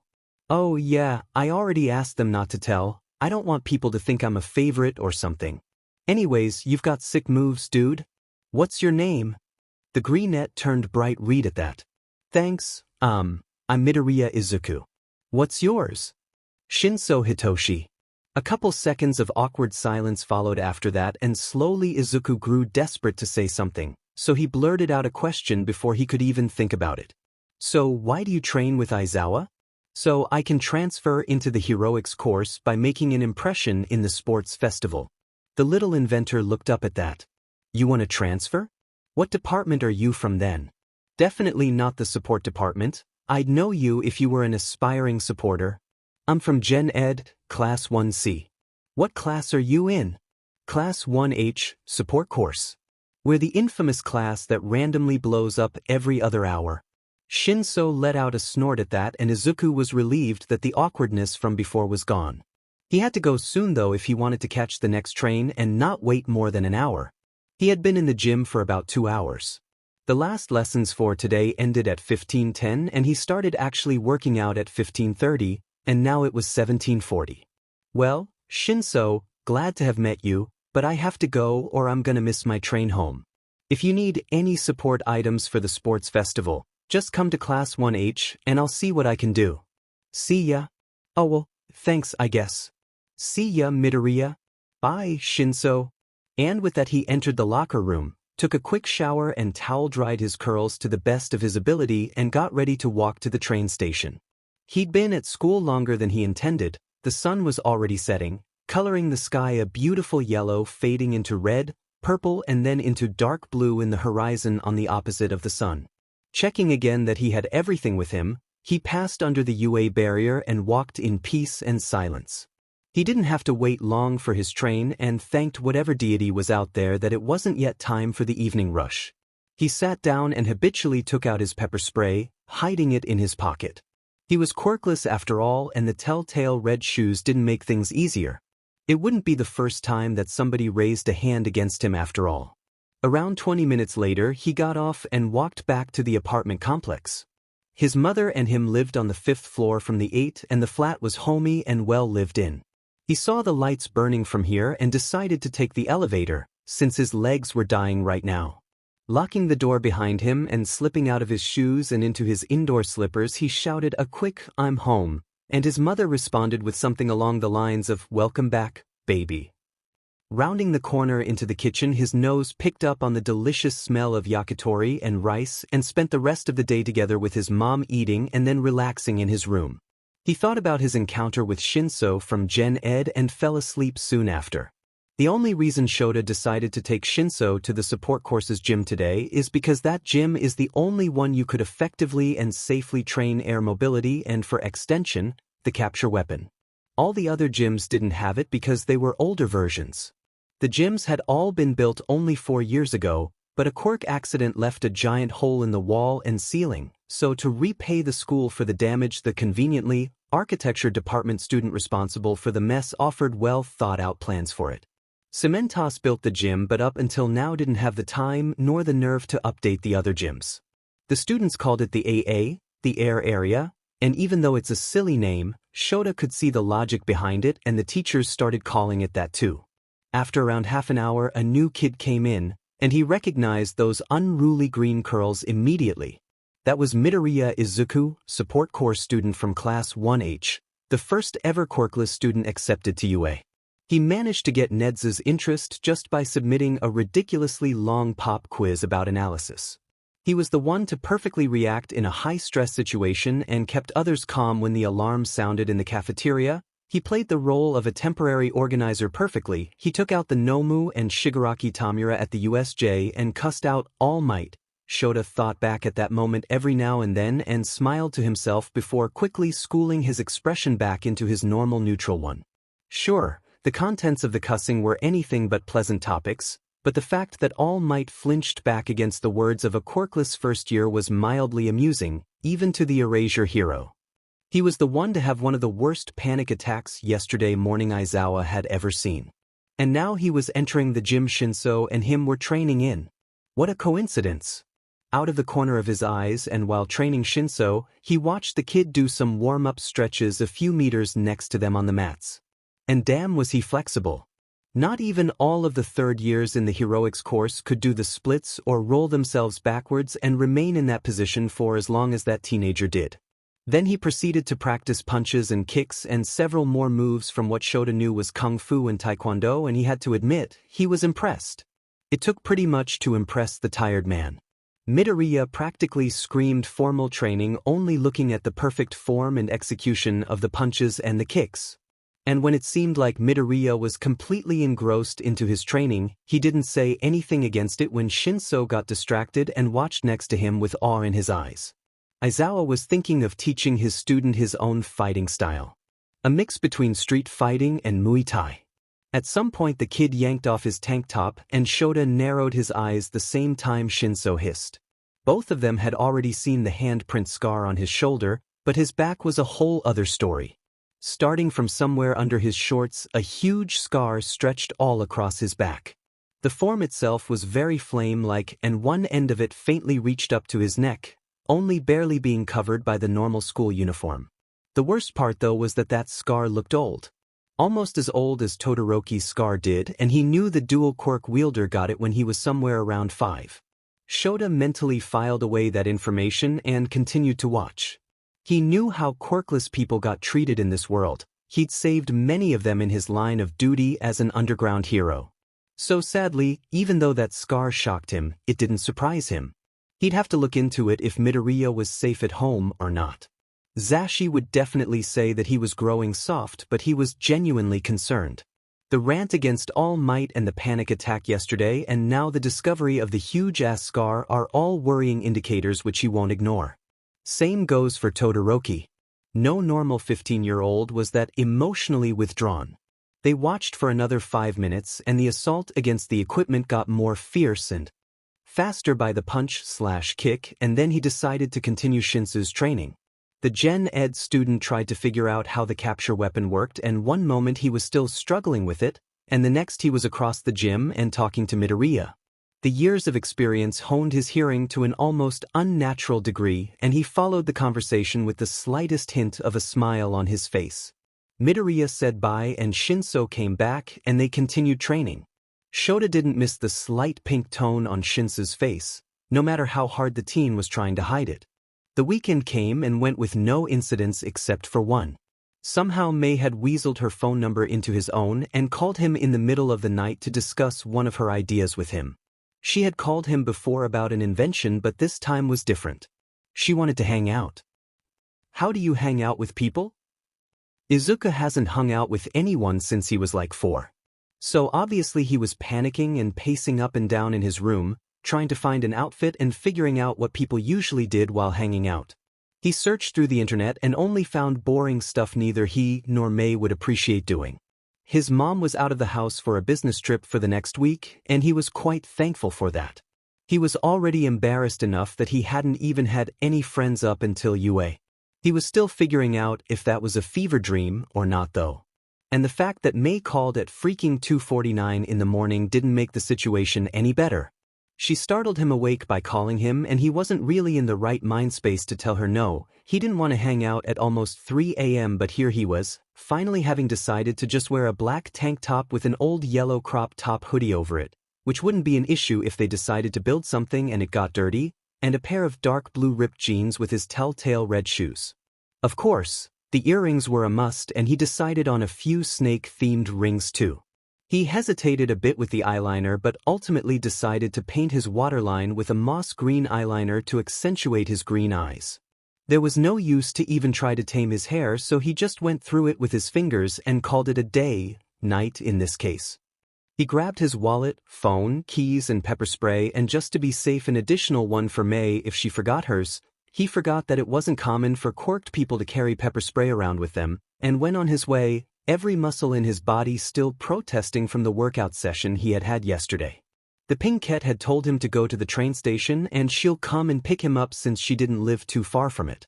It took him about 15 minutes to arrive, and before he could sit down to wait, he already had her crashing into him in a bone-crushing hug.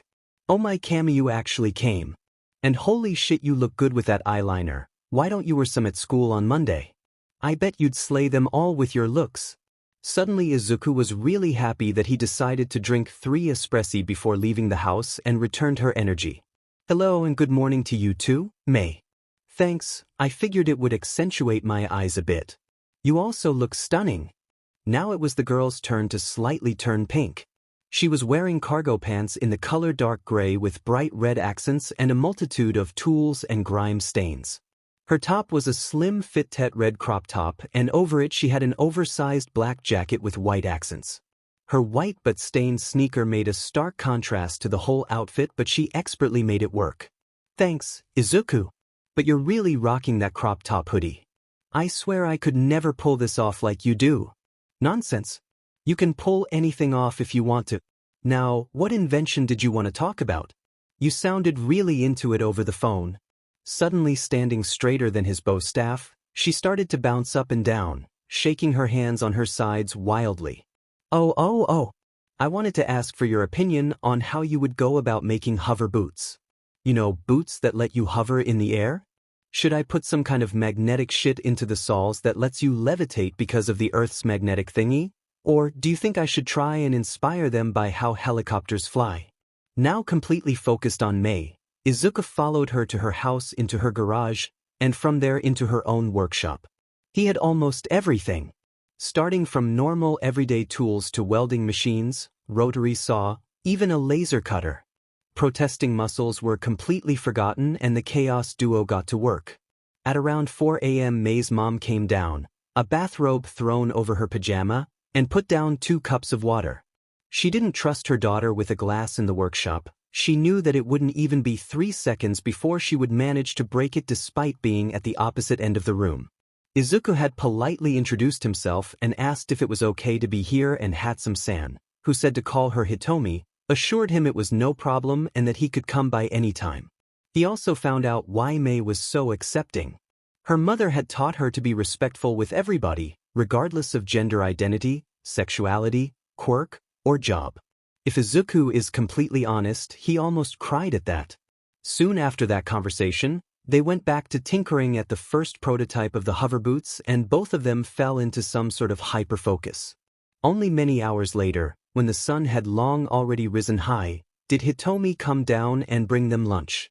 They were so absorbed that both of them forgot about eating, and only now, at 2 p.m. afternoon, 11 hours after they'd started, they felt the hunger. As if on cue, both their stomachs growled loudly, and they spent the entire rest of the day finishing up the hover boots, and it only took 3 explosions until everything worked out perfectly. At around 6 p.m. did Izuku leave and went to his dojo, long overdue for an actual training session. Karasume-sensei was ruthless as always, but it was fun nonetheless. Now he was trotting home again, and it was already dark. He pulled out his pepper spray and hid it in his hand, ready to strike if it was necessary. He did live in the red lights district of Mizudafu, one of the most heavily crime-rated districts of Japan. What made it so dangerous was that the majority of the district was very urban and the houses were pretty old, and most of them were deserted, making perfect hiding spots for illegal activities and groups of villains. Most of them were small-time villains though, so Izuku wasn't too concerned. However, it was also home to quite the number of quirkless people, which is also why he knew exactly where to go if he ever needed to go to the hospital. Normal hospitals don't really tend to quirkless people, choosing quirked people over them even if they were more urgent cases. So, the community put together money over the span of a few years and bought a 3-story high abandoned building, restored it to their best ability and made an illegal underground clinic out of it.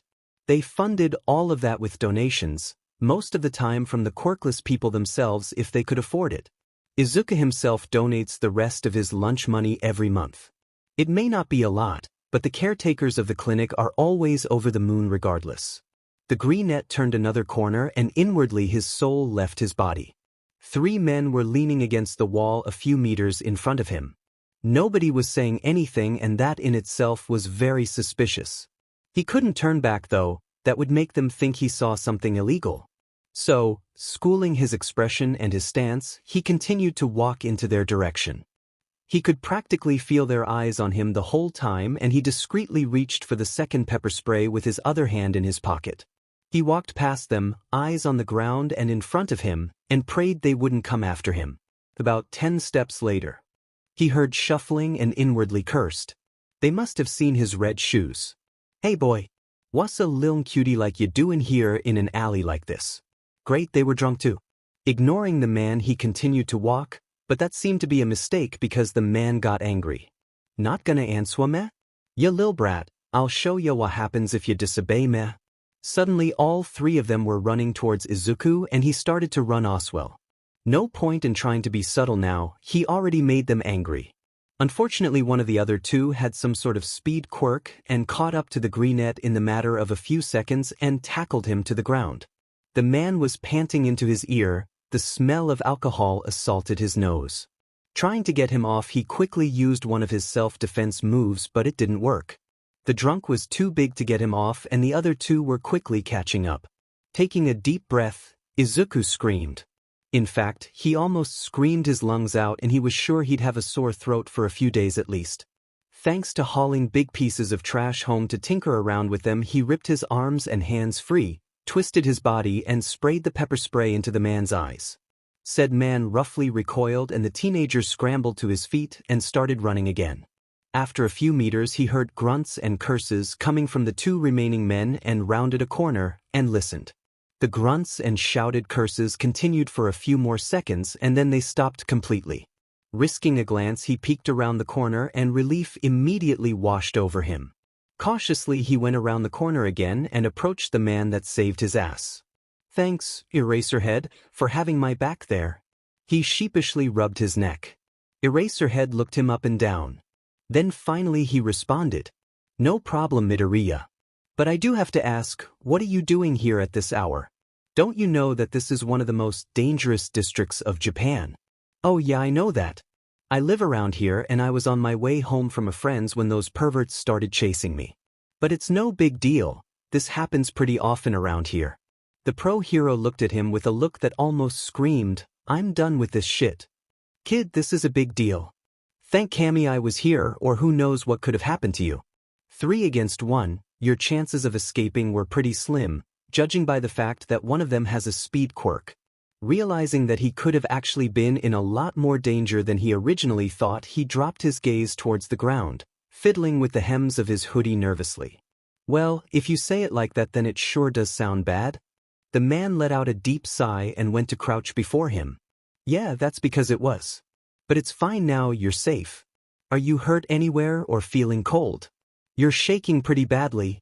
Blinking and looking down on his hands, he saw that he was in fact shaking like a leaf and when he wanted to respond he suddenly couldn't. It felt like his throat had closed off and no sound escaped from his mouth whatsoever. He opened his mouth and tried again and again, but no sound wanted to leave him. And because it felt like his throat was closed, he noticed how he couldn't breathe anymore too and everything was closing in on him, the walls, the dumpster, and his heartbeat was really loud now too. Unexpectedly, a hand firmly but gently took one of his shaking ones and put it against his chest, and the other hand was also taken and put onto the person's chest in front of him. Izuku felt it rise and fall evenly and he tried to match his breathing attempts with theirs, but it didn't work. It didn't work and he felt his knees give out, he still couldn't breathe and it felt like he was being drowned by the sludge villain again. By now tears streamed down his face and suddenly he was hugged? That kind of feels familiar? Long arms wrapped around him and one side of his face was now pressed against someone's chest. He could hear their heartbeat and tried to focus on that. When finally his own heartbeat wasn't pounding in his head anymore, he turned his focus on the rising and falling rhythm of the person's breathing and tried to match it again, and this time, thank Kami, it worked. Slowly everything came back to him and he took a deep shuddering breath before pulling away. He looked up at Eraserhead and realized he was sitting on the floor against the wall with him, and the underground hero was still hugging him partially, and holding him with one arm draped partly over his shoulder, partly over his upper back, and the other was supporting him with a firm grip on his lower arm. It's okay, you're safe, nobody can hurt you. The black-haired pro looked him deep in the eyes, and never has Izuku seen such a soft expression on his face. Can you hear me now? The teen tried to say yes, but yet again no sound came out and he let out a frustrated noise. Nod or shake your head for me if you think you can speak right now or not, please. It's okay if the answer is no, just nod or shake your head. After some more attempts he ultimately gave up and shook his head. Why couldn't he talk? This has never happened before. Sure, after the sludge villain he wasn't really up for talking either, but never could he not speak at all. Okay, that's okay. I'm gonna ask you yes or no questions now and you are gonna nod or shake your head for me, okay? He didn't like it, but he complied anyways. It was no use to protest anyways and it would be extremely illogical. Okay, good. Are you physically hurt somewhere, like for example scrapes or anything? How did the teacher in front of him know exactly what was wrong with him? He did scrape both his knee and one arm on the concrete. So he nodded. Can you show me? Reluctantly Izuku reached down and pulled up his jeans, good thing he chose baggy jeans, and Aizawa quickly wrapped it up in bandages. The scrape was pretty deep and he should let it get checked out by a doctor soon. Izuku knew that he wouldn't do that and pulled back his sleeve on his left hand. This one was just as deep as the one on his knee, and before he could even blink his arm was wrapped up in bandages just like his knee was. Right, was that all? Good. Now where do you live? I'm gonna make sure you get home safe and wanna drop you off with your parents? He shook his head and Aizawa raised an eyebrow. You don't want me to accompany you home? The boy frantically shook his head again. He didn't have a problem with being escorted home, but his mother wasn't home. Is it your parents? He nodded so fast he almost got whiplash. However, he didn't see the next question coming at all. Midoriya, are you safe at home? Do your parents hurt you in any way? Yet again, he shook his head so fast he almost got dizzy. His mother was the nicest woman on earth. Why would he think that? Okay, that's a relief. After seeing the big scar on your back yesterday in the gym and the handprint on your shoulder, I was worried there for a sec. Are you sure your parents aren't hurting you? Now that he thought about it, how could he have been so stupid? Of course the people in UA would be concerned for his safety after seeing that horrendous scar. Sure, it was old and partially faded, but it is huge. His father had burnt him to a crisp right before he vanished and moved to America when he was 4.5. As for the handprint, his mother didn't even know about it. Suddenly a thought struck him. He put his hands up and started to use sign language. He'd learned it because he didn't really have friends, but one time a nice little family was living right below them and the child was deaf. So he learned it to kill time and to be able to communicate with the kid. Sadly, after about 2 years they moved and he hasn't heard from him since. Sign. Eraser's brows went up at that. Yeah, I can sign. I didn't know you know sign language. I learned it as a child. My parents aren't hurting me. Well, my father did, he's the one I've got that big scar on my back from, but he's been out of the picture since I was 4.5. I don't really want to talk about him. My mother is the best mom you could ever wish for.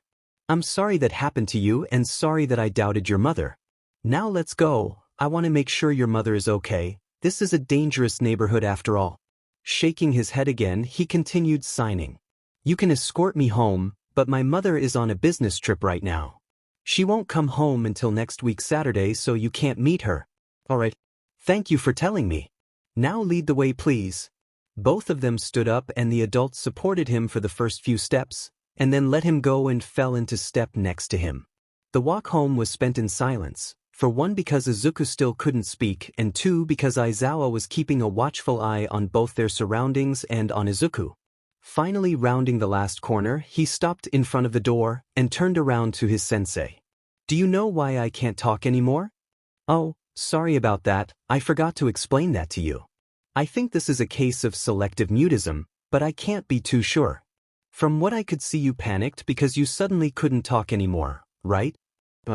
Okay, that means that from time to time you can't talk because your brain subconsciously searches for a coping mechanism after a high-stress situation. In your case, it was you almost being assaulted. Izuku had read about selective mutism before, but he hadn't thought that this is what it would feel like. He signed a thank you to the man and they quickly parted ways. He knew Aizawa was going to wait until he could see the lights going out before continuing his patrol. So he rode up the elevator to the 5th floor, locked the door behind him and made quick work to shower and get to bed. The last hour was way too stressful and the exhaustion was rolling over him like a tsunami right now. He plugged in his phone, deactivated his alarm since tomorrow is Sunday, and switched off the lights, almost promptly falling asleep.